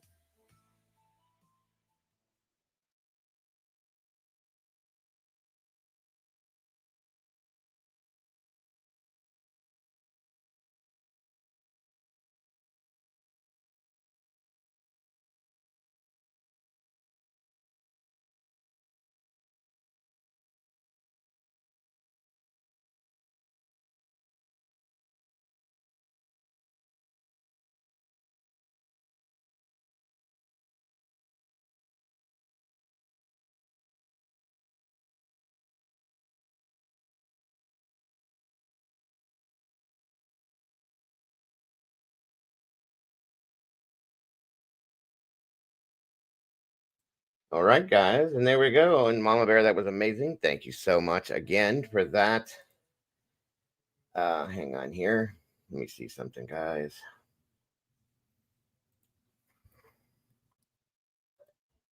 Please, again, make sure to click the link there, guys. And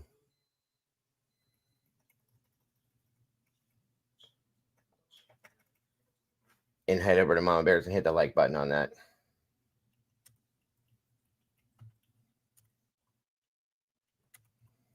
It's a pretty wild situation, if you ask me.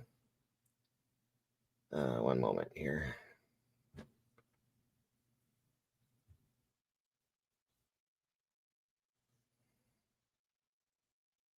Trying to give you guys a little more insight into that too. Hold on.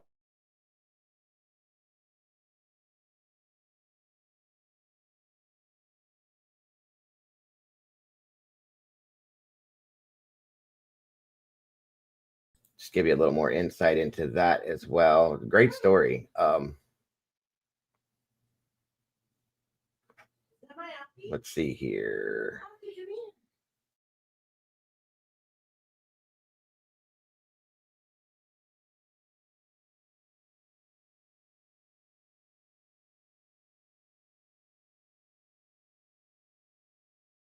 One minute, everyone.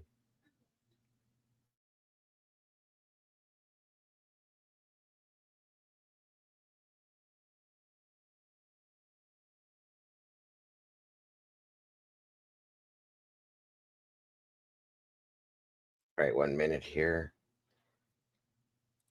This would load up. 1 second.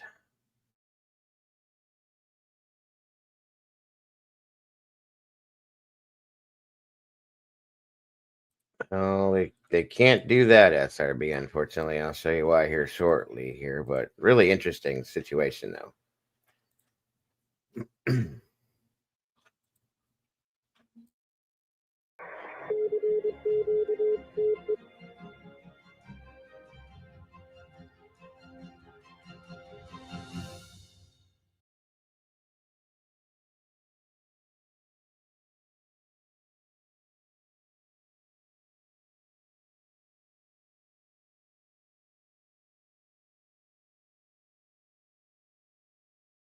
All right. Sorry, guys. This thing keeps sticking. I'm sorry. Now, one more thing with this I thought was interesting for you guys to see.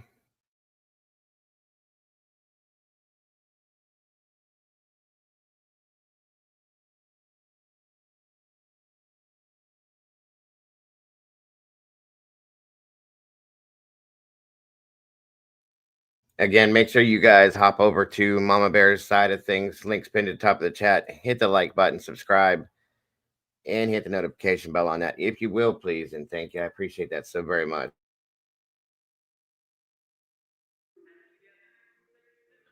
The Crooked House in Dudley, UK has stood for over 260 years. After extensive mining in the 1800s, the house subsided 4 feet into the ground on one corner, making it a quirky and bizarre building to step into. As everything was slanted and rooms were warped, those visiting would feel like they had already had a skinful before ordering their first pint. I'm Bleaky, and today's video is going to be a bit different. I was originally going to make this video talking about the ghosts of the Crooked House when I first found out that the building had been sold for a private purpose, meaning that after 190 years it would no longer be a pub. Just a week after, however, a devastating fire gutted the building, which was seen by the community and emergency services as suspicious. While the community discussed how and who could salvage the building and bring it back to its former glory, the new owner secretly ordered bulldozers to destroy the rest of the building, erasing an iconic Black Country landmark. The Crooked House had only been in the possession of the new owners for less than 2 weeks before this happened. I've got an open bottle of milk that's been in my fridge longer than that.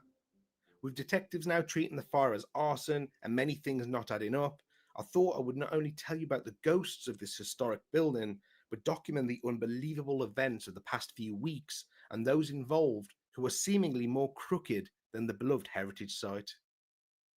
And that's my thought. It made me wonder, because it happened so fast after it was purchased, I wonder what kind of insurance they had. See?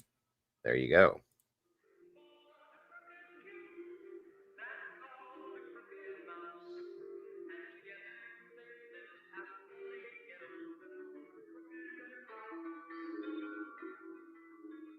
Situated in a former mining area in the Black Country, the 260-year-old pub was surrounded by quarries that caused subsidence in the 1800s, which resulted in the pub sinking into the hollowed-out land below. The building started out as a farmhouse, which was built in 1765 on Oak Farm. This means that the building was standing before the United States was even founded. In 1830, it was turned into a pub called the Glyn Arms, known by us Black Country locals as Sardin House, which means crooked. In the 1940s, the Crooked House was deemed unsafe due to the subsidence and was scheduled to be demolished. Fortunately, the building was saved by the Wolverhampton and Dudley breweries, who used buttresses and girders to reinforce the building and make it safe again. Due to the warped angles of the Crooked House, helped by strategically angled furniture, the building was one huge optical illusion. The most common trick performed by visitors was rolling pennies and bottles, which appeared to roll up the table instead of down. A few years ago, a psychic named Andrew Leddington visited the Crooked House. According to Andrew, 7 spirits resided in the Crooked House. The first of these is a young barmaid called Polly, who has been seen regularly by customers out of the corner of their eye, pouring a drink in the bar area. When they look over, however, she vanishes, much like all of my cash when I visit the pub. Another interesting phenomenon that occurs at the Crooked House were footprints appearing on certain floors after they had been mopped, with everyone present claiming that they hadn't walked on the floor. Andrew believes that the part of the pub where the footprints have been found was originally an outhouse many years ago. Some have even claimed that they have seen misty outlines of a girl mopping the floor, which dissipates after a few seconds. Could these be the remnants of a former employee, not realizing that she no longer has to perform her duties? I suppose they have no last orders bell in the afterlife. The most terrifying and well-known spirit that haunted the Crooked House was the Screaming Boy. This ghost has been described as a young boy standing with his mouth wide open, like he's trying to scream, but the sound won't come out. Former staff at the Crooked House have recalled customers describing the disturbing sight, which only lasts a few moments before he disappears. Could the Screaming Spectre be an anguished spirit, unable to move on, or just a local who has realised how much the price of a pint has gone up? The spirit of a man has also been seen leaning at a strange angle at the fireplace by both staff and customers, as well as fingerprints appearing on polished brass when no one else was in the building. Disturbingly, items have been thrown across rooms on their own, leading some to believe that one of the spirits isn't so friendly. While the Crooked House no longer stands and the spirits residing in it no longer have a building to haunt, those reported in the country lane leading up to the site will most likely linger. Many years ago, a young girl named Jenny fell off the bridge outside and sadly died. Some even believe that Jenny was purposely pushed to her death. Since then, the woman in white has been seen gliding down the long path. In 2012, a taxi driver was called to the pub to collect a customer who was a little worse for wear.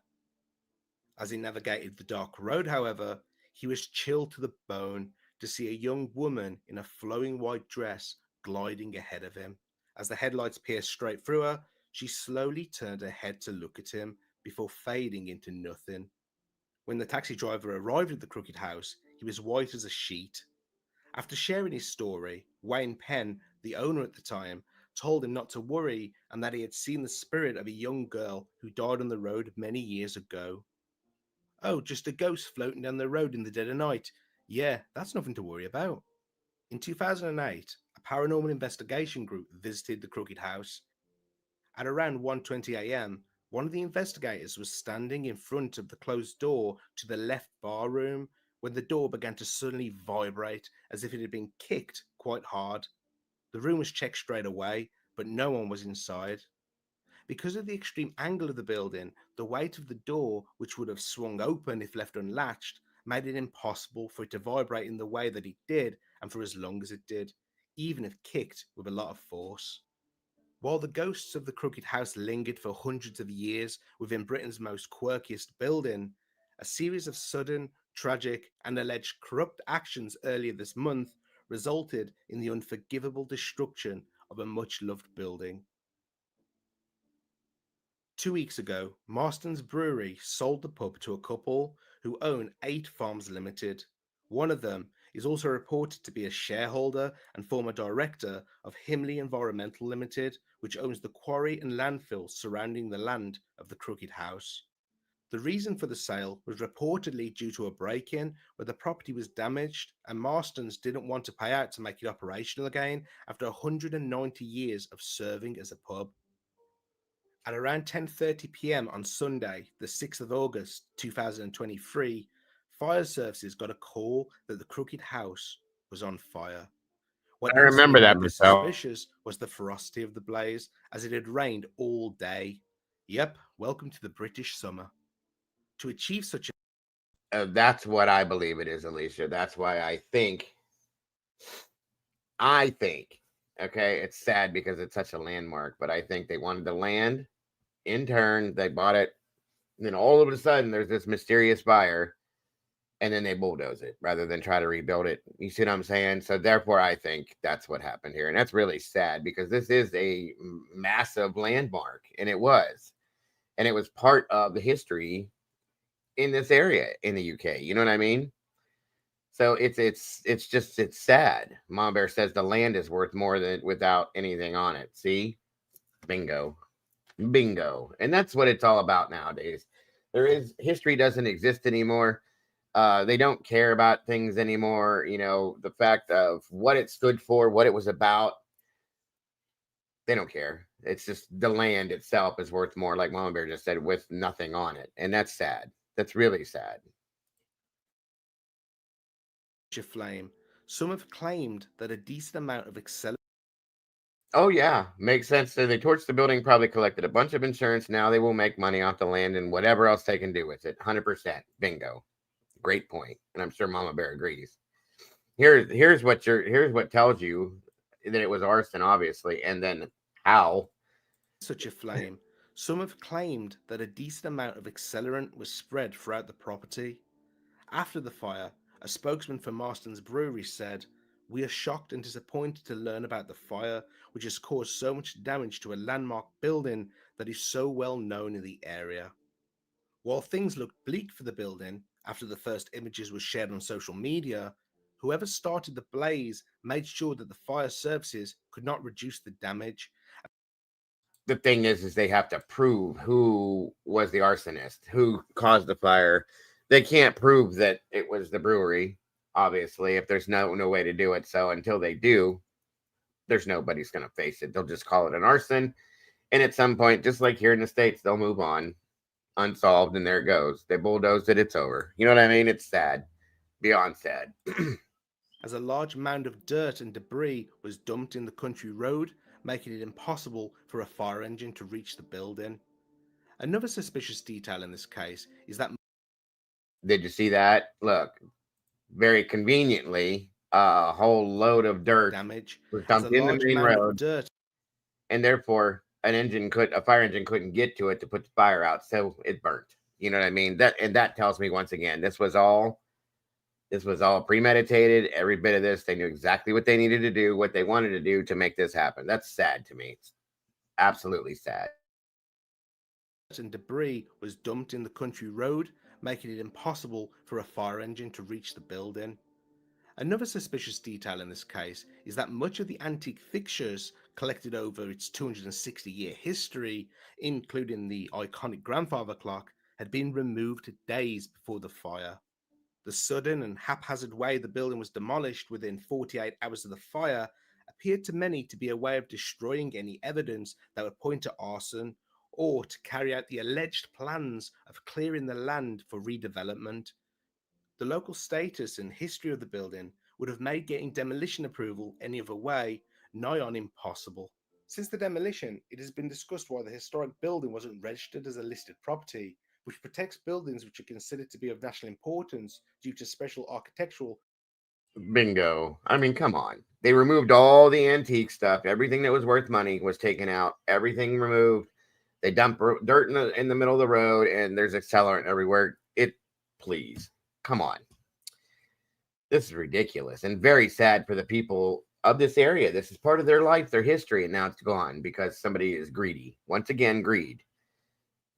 Corporate greed is everywhere, not just here, guys. It's everywhere, and it's really sad to me. It does. It happens all the time, Demon says. Absolutely. Or historical interest, which it certainly was. If it was a listed building, the owners would have had to ask permission to install a new toilet roll holder, let alone demolish it. After the devastating fire and demolition, the South Staffordshire Council Check Discord, Mama Bear, please, if you could. Leader Roger Lees issued a statement that said, "Our officers carried out a site visit to the site yesterday prior to the demolition of the building. Officers agreed a program of works with the landowner's representative to ensure the safety of the building and the wider site. The agreed course of action included the removal of 3 elements of the first floor elevation only. This was only to avoid the weak parts of the structure from falling. At no point did the council agree to the demolition of the whole structure." The building was. And that's sad because once it's torn down, you can't put it back, you know? And then I'm sure they said, oh, well, we made a mistake. Sorry, we didn't mean, or we didn't know we weren't supposed to tear the whole thing down. Oops. How sad. Sold by Marston's as a private function, meaning that it would not be used as a commercial building or turned into apartments. Basically, it would be lived in as a house.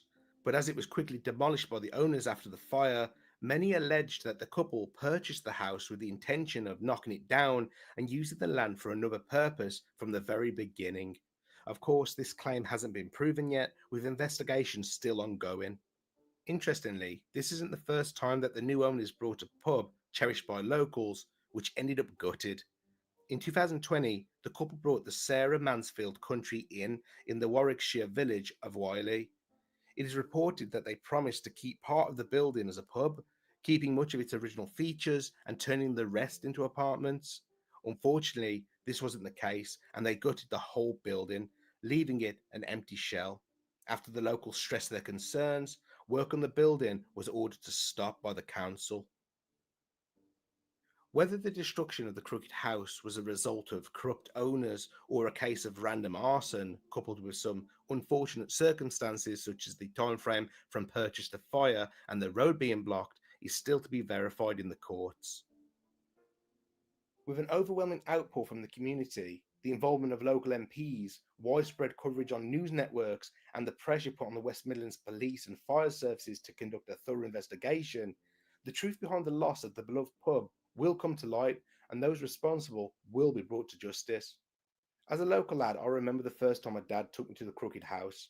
As a kid, I was absolutely amazed by it and quite freaked out after hearing about the screaming boy.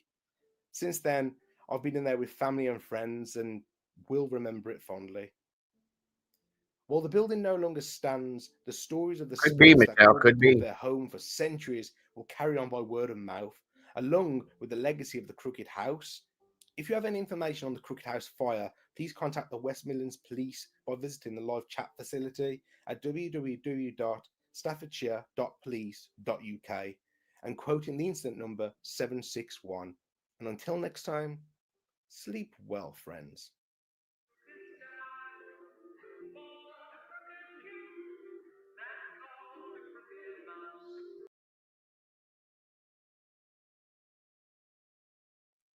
Obviously.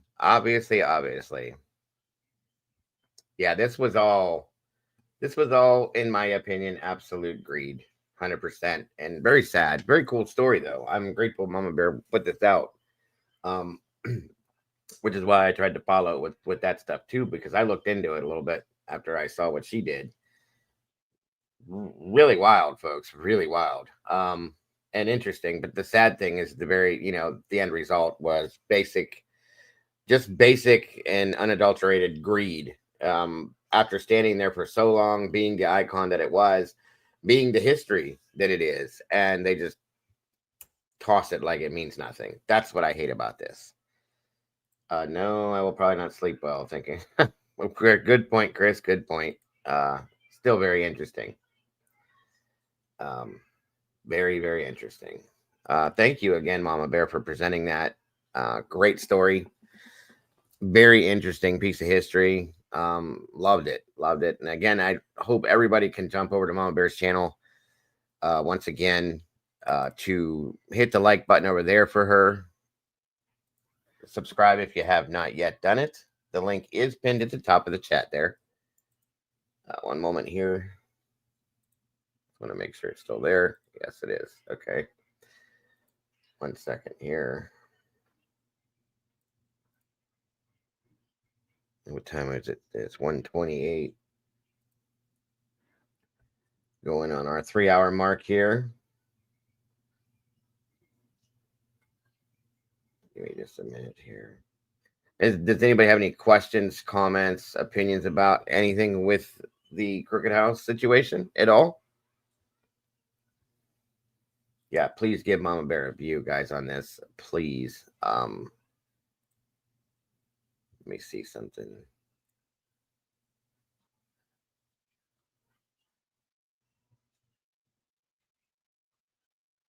One minute here.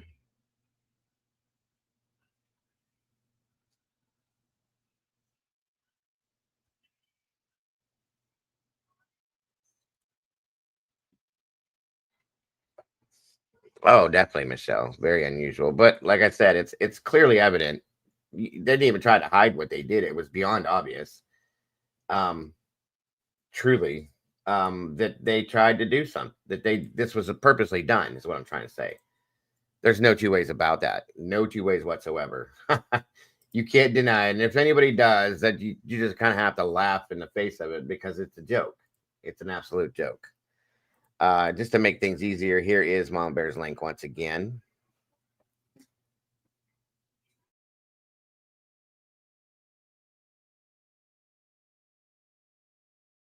And it just takes a second, guys. Click that link, jump over, hit the like button on that video, and everything else Mama Bear has up there. Subscribe to her channel if you haven't yet, and hit the notification bell. That way you don't miss anything. It's so very much appreciated. As she says, thank you right here. We all appreciate it so much. That's true. It does. It hurts the community in a bad way, in my opinion. It kills history, guys. History is the most important thing that we have, in my opinion. It's what we're built from. Everything that we have is built from our history from the ground up. It starts there and brings us to where we're at now. And to take that away, in a sense, is dissolving us as a society. It's very sad. So greed will, and it really overtakes everything. It really does. Excuse me. Thank you, SRB. And like I said, guys, I'll be back here shortly this afternoon for another show based on community requests, so on and so forth. I do want to clarify one thing here. Give me a second.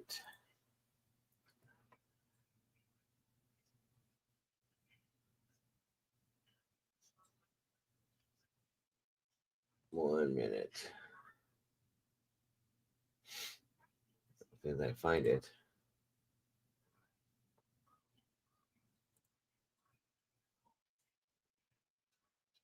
Okay. All right, good stuff. We're good. Yes, please don't forget to join us again this afternoon. If you could, if you would, and you know you should. Come on now. Let's see here.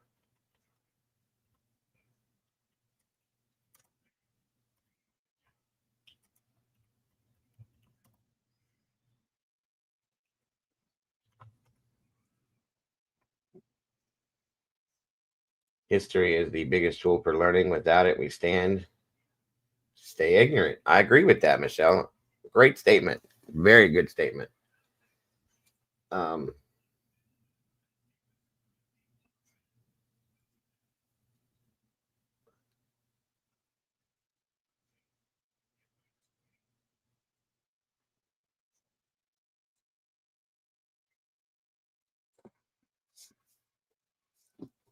so yeah, the request for we seem to be on poet theme today. I guess so. Maybe May. Um, this afternoon show again is in regards to Idaho. I was asked to go back and redo the. We didn't get really a good chance to solidly break it down. The Steve Gonsalves interview and some other things. So that's what we will be doing today, this afternoon, amongst a few. And of course, always an open discussion in regards to that as well.